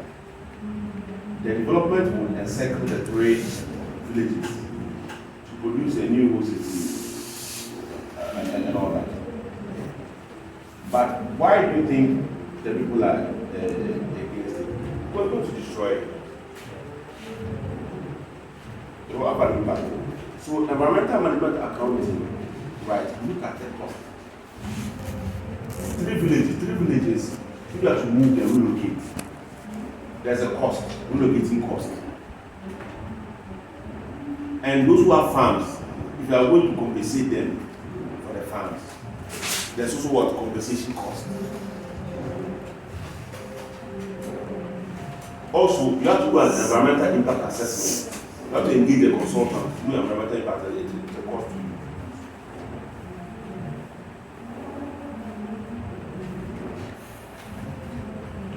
And then all the meetings that you're going to have, community engagement sessions, and you have to hire venue, bring people from Accra to place, transport costs and all that. These are costs. So environmental management looks at all these costs to advise management on their cost structure that they are taking. But from an environmental side,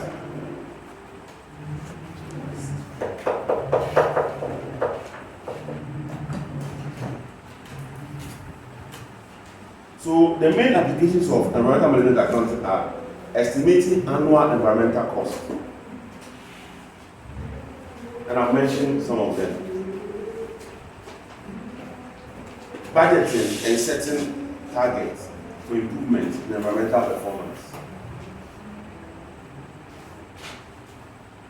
Product pricing. Because if you are looking at the cost of, let's say, you are building a 3-bedroom house, and if you just consider your the timber, your cement, your gravels, and all that, without looking at the other environmental cost, you realize that your pricing, my price is that you are going to pay the cost. So all those environmental costs, you have to absorb them into your pricing. You have to absorb them into your pricing. Else it will affect your product pricing. You follow what I'm saying? That's what product pricing means under environmental management accounting. Because the typical, this are you interested in the cost related to your direct cost, in the mason and all that, but you don't consider all those ones.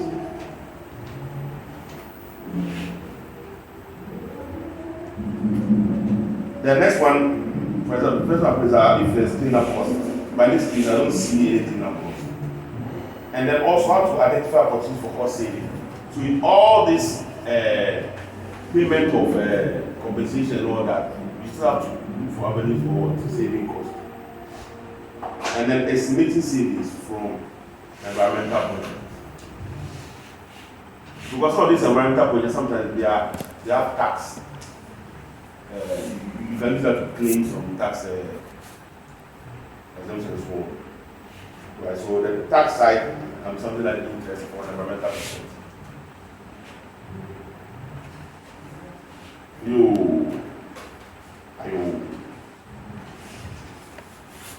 So you can read, I've explained to you, you can read about the human technique.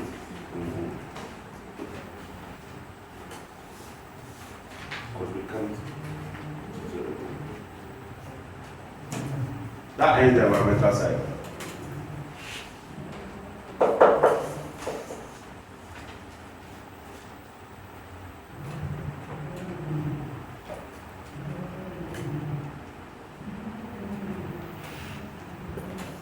Any questions so far?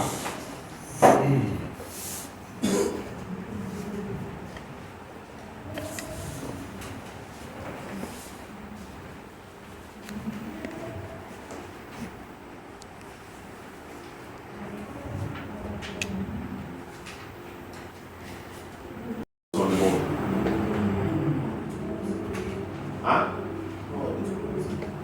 There were no committees on the board. These are a weakness. So the board has some strengths, yes, because the size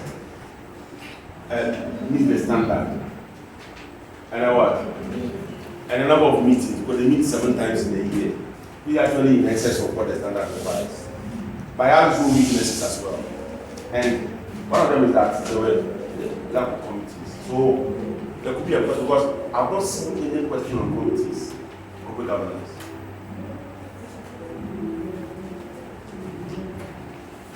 So let's look at the committees.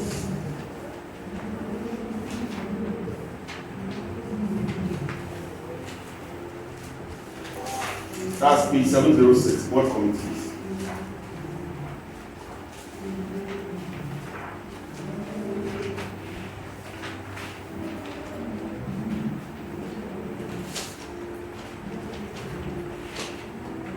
So a board committee is a committee set up by the board, consisting of selected directors. Please, at this level, if you're a director, it doesn't mean a director. Oh, that's what it means. Director means that you are what? You are what? A board member.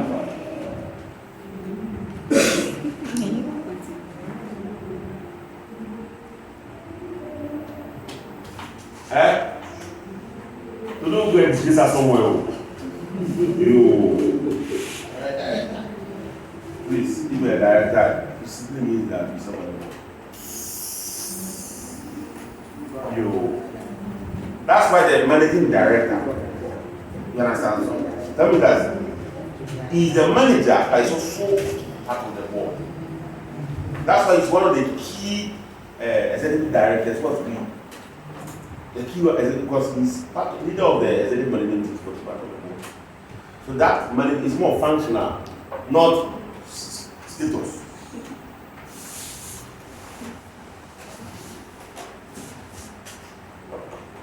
All right, so let's look at the main board committees.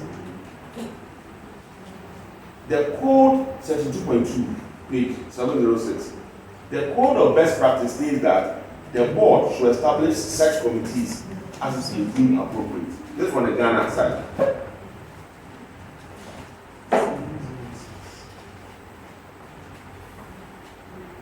The board committee may include individuals who are not directors, provided that the responsibility of any decision or recommendation by the committee should rest entirely with the board members. That means that sometimes when the committee is to do a job that none of the board members have the expertise, you can bring at the committees. It doesn't mean that the person is part of the board, please. For the purpose of the committee's means work, right? You can bring an expert to come and help the committee do its work, but the decision is the board that will make the decision. That's what that means. Okay. The terms of reference for each board committee should be set up in writing. You know what terms of reference is, or your rules and responsibilities. What's expected of you? That's terms of reference. Now, the code of best practice identifies just 2 boards that a listed company should have. A remuneration committee, whose responsibility is to consider the remuneration of company executives, including executive directors as well as other senior managers. I told you, the executive management, they are not salary, they are not hired by the HR. The CEO, finance director, they are not hired by the HR. They are hired by the remuneration committee of the board. And then an audit committee. The audit committee is responsibilities include monitoring financial reporting and auditing the company, and reviewing the adequacy of internal controls, and so forth. Codes of corporate governance and best practice guidance in other countries may also call for one.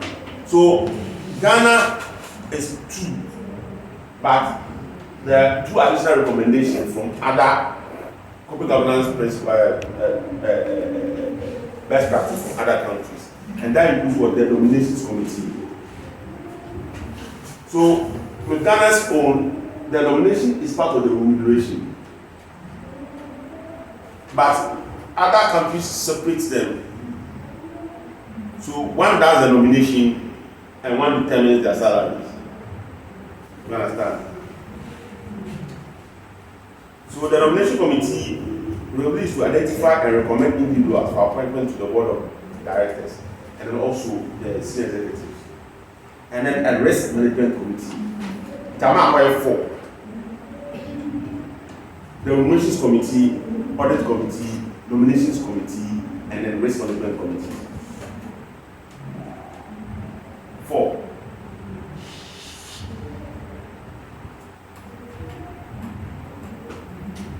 And the reason for having a board committee is that there are 2 main reasons. That the board can use delegation. So the board will delegate its activities to the committee.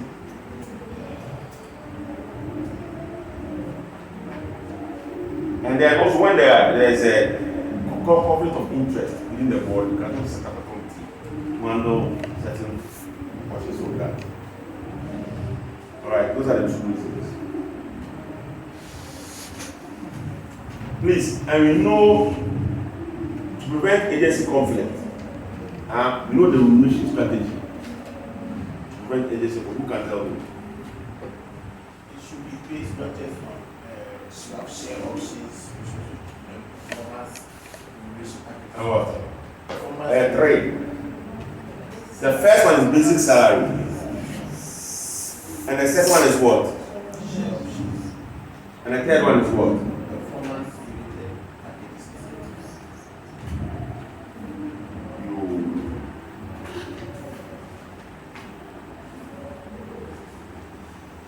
So here, the 710, it talks about the role of the remuneration committee. Alright. 3 primary functions. Establish a formal and transparent procedure for developing a policy on executive remuneration. Ensure that there's a proper system of long-term and short-term compensation in place. So the long-term and short-term is what we described. The short-term is what? Your basic salary. The long-term is what? Share options. But the performance-based bonus too is a blend between short-term and long-term.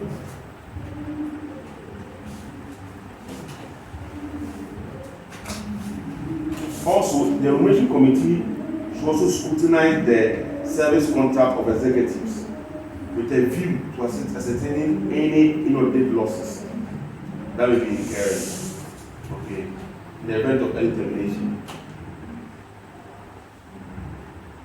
But that's why they don't do that. If they are chopping their benefits, they don't do that. But that's what the standard says. All right.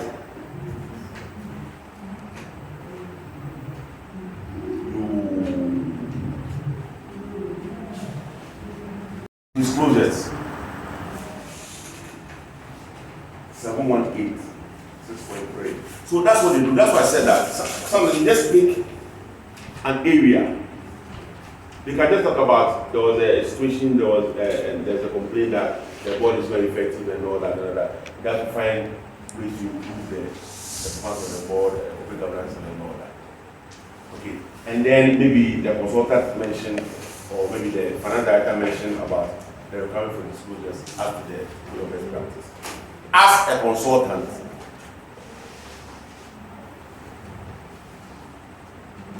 the code of best practice, the code of best practice specifies a number of disclosures that should be included in the annual report for the company, and that is those required by the other law. discuss. That's what they do. Offer page, I don't that. Offer page, I know. Some of them, like this one, it has nothing to do with them. A case. So, you cannot get reference for the case. I'm telling you again that your primary 70% is the case, is the textbook. So first of all, about the question is 6.3. So it says that one, a chairman's statement. The element of the disclosures is not in the case, it's in the book.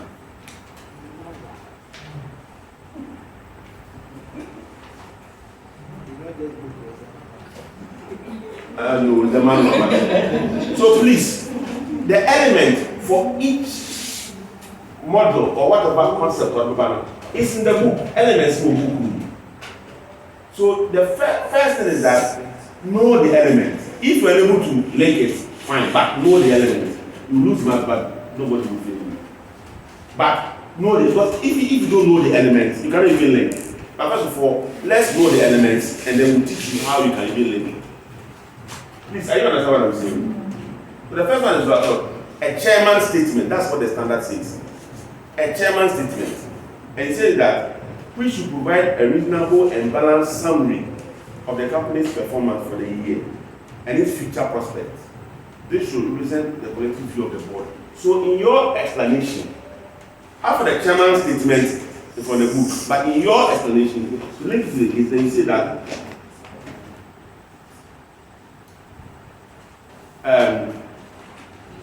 the statement from the chairman of Prestige Limited should provide a reasonable and balanced summary of the company's performance for the year. That's all.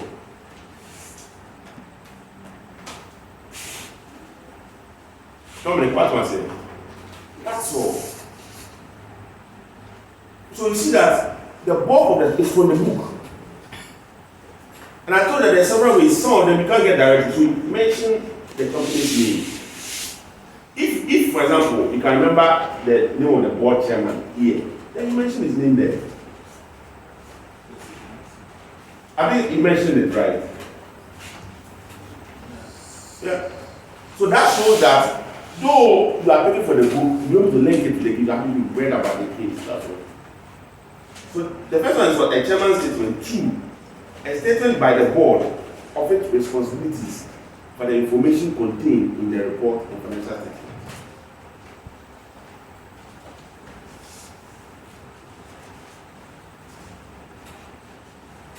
A statement by the board of the adequacy of the company's internal control mechanisms and procedures.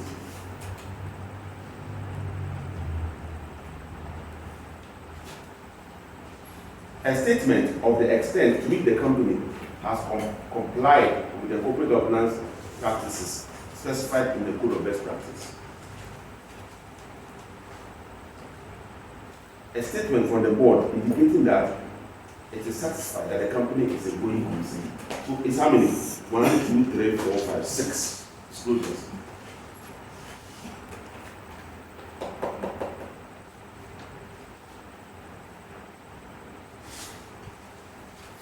The code also provides a list of other items that should be disclosed in the annual report. These are all management fees paid by the company.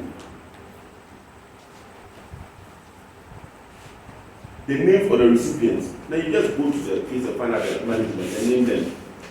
Yeah. The identities and percentage shareholdership or substantial shareholders. If they didn't see, they do it. A statement by the board of its responsibility for the information contained in the reports and financial statement. Significant cross-holdings of shares, related party transactions, details of incentive schemes, fees paid to the company's auditor. These are the disclosures. Are you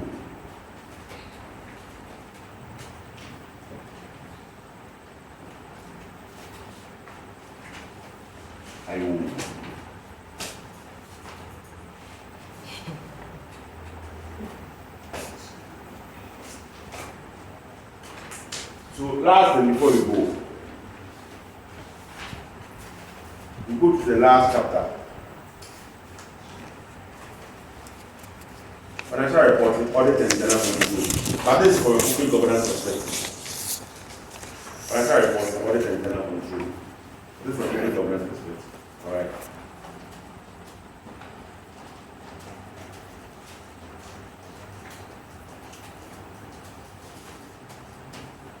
So the audit committee, 1.2 page 725. Remember that the committees now they're just going to list the composition. Right, so let's go to the next page, 726. The code of best practice says that every listed company should have an audit committee with responsibilities related to the company's financial statements and their audit. Composition of the audit committee. One, the code of best practice says that the audit committee should have at least 3 directors as members. The audit committee should have what? At least 3 directors as members. 3 directors as members. 2, the majority of these directors should be non-executive directors. Majority. But the code does not specify that it should be independent non-executive, but it said that majority should be non-executive directors.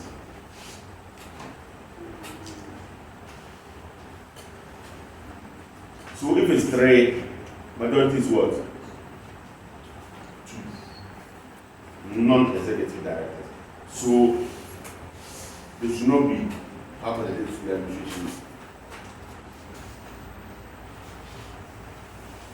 We are talking about the composition. The audit committee members should ideally be individuals with adequate knowledge of finance, accounting, and the basic elements of the relevant law. So my typically a separate account. It should normally be expected that the managing director, the finance director, the head of internal audit, and the representative of the external auditor should be invited to attend meetings. So please, they are not members of the committee, but they are invited to attend meetings. Functions of the audit committee. 1, recommend the appointment of auditors for the company. Recommend what? The appointment of auditors for the company. 2, liaise or work with the external auditors for the purpose of ensuring audit quality. Effectiveness, risk assessment, and interaction with the internal auditors. 3, review the report of the external auditors on the financial statement of the company.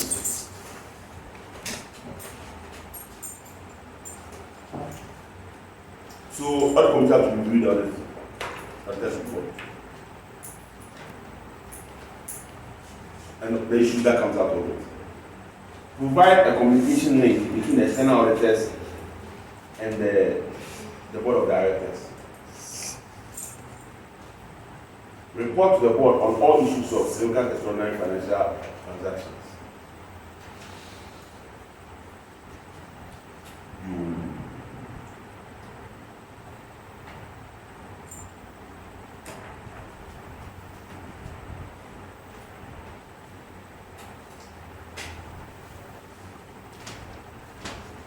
Now, last but 1.3, financial affairs and auditing. This one is the role of the board in relation to financial affairs and auditing. Section 1.3, page 727. The role of the board in relation to financial affairs and auditing. So, financial reporting. The code of best practice is that the board is responsible for ensuring. So, this is not the general duties of the board. Because they can ask you from many, and as long as it's in this manual, and embargo. So, the code of best practice is that the board is responsible for ensuring that 1, the information contained in the financial statement is accurate.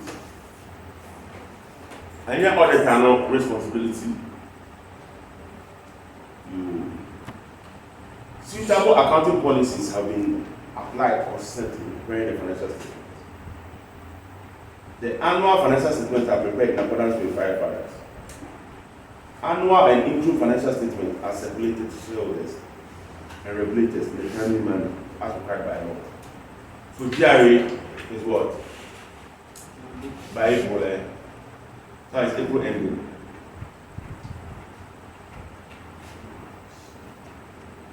Or end of March. End of March. The report of the external auditors is produced for the users for the financial statement. Yes.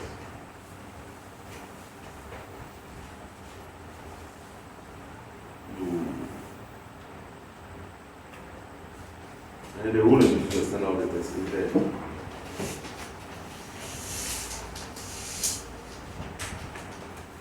Okay.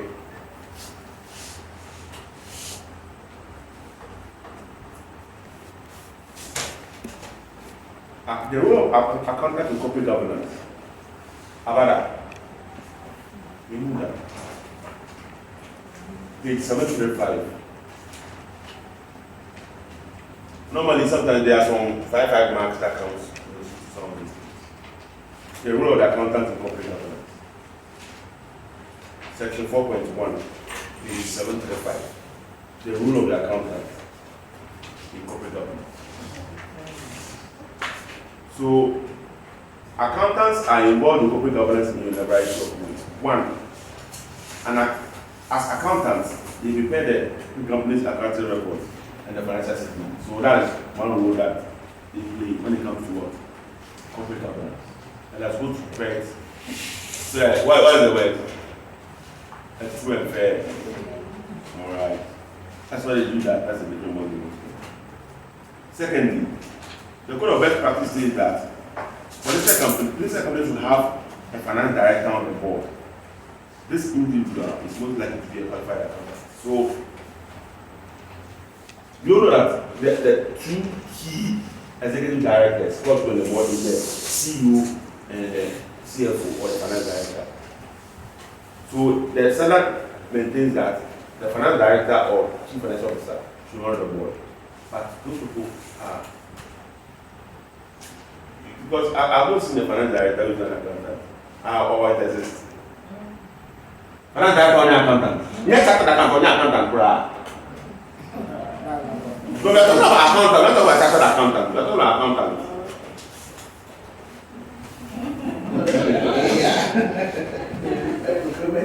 It's not possible. Right. But they are saying that this individual is not going to be a qualified accountant. Maybe enough fully qualified part. Right. So that is the second point. The third point is that members of the audit committee, remember that they said that it should include NEDs.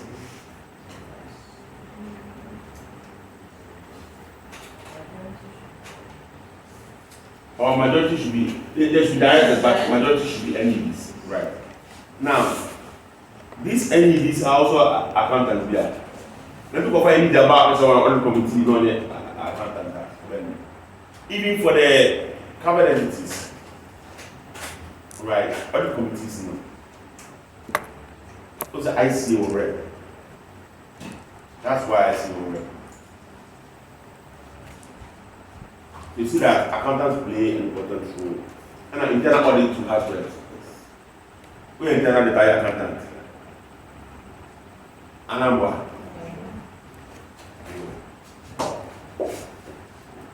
4. Accountants will advise the board on the cost of senior executive remuneration. Yes. On your cost analysis now. No, it's accountants who do that. And also internal auditors who play a key part of role in corporate governance are also accountants. So these are the roles that accountants play in corporate governance.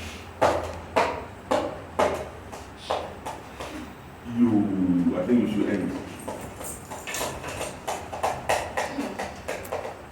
So I can say that we've exhausted most of the corporate governance, environmental issues, and we've even done some of the models. Though we're supposed to just be reading the and I'm a brain. Today is Friday. Next Friday, so Yours. Our chassis and cloud sticks. What did you say? Club. Yo. When the DJ comes.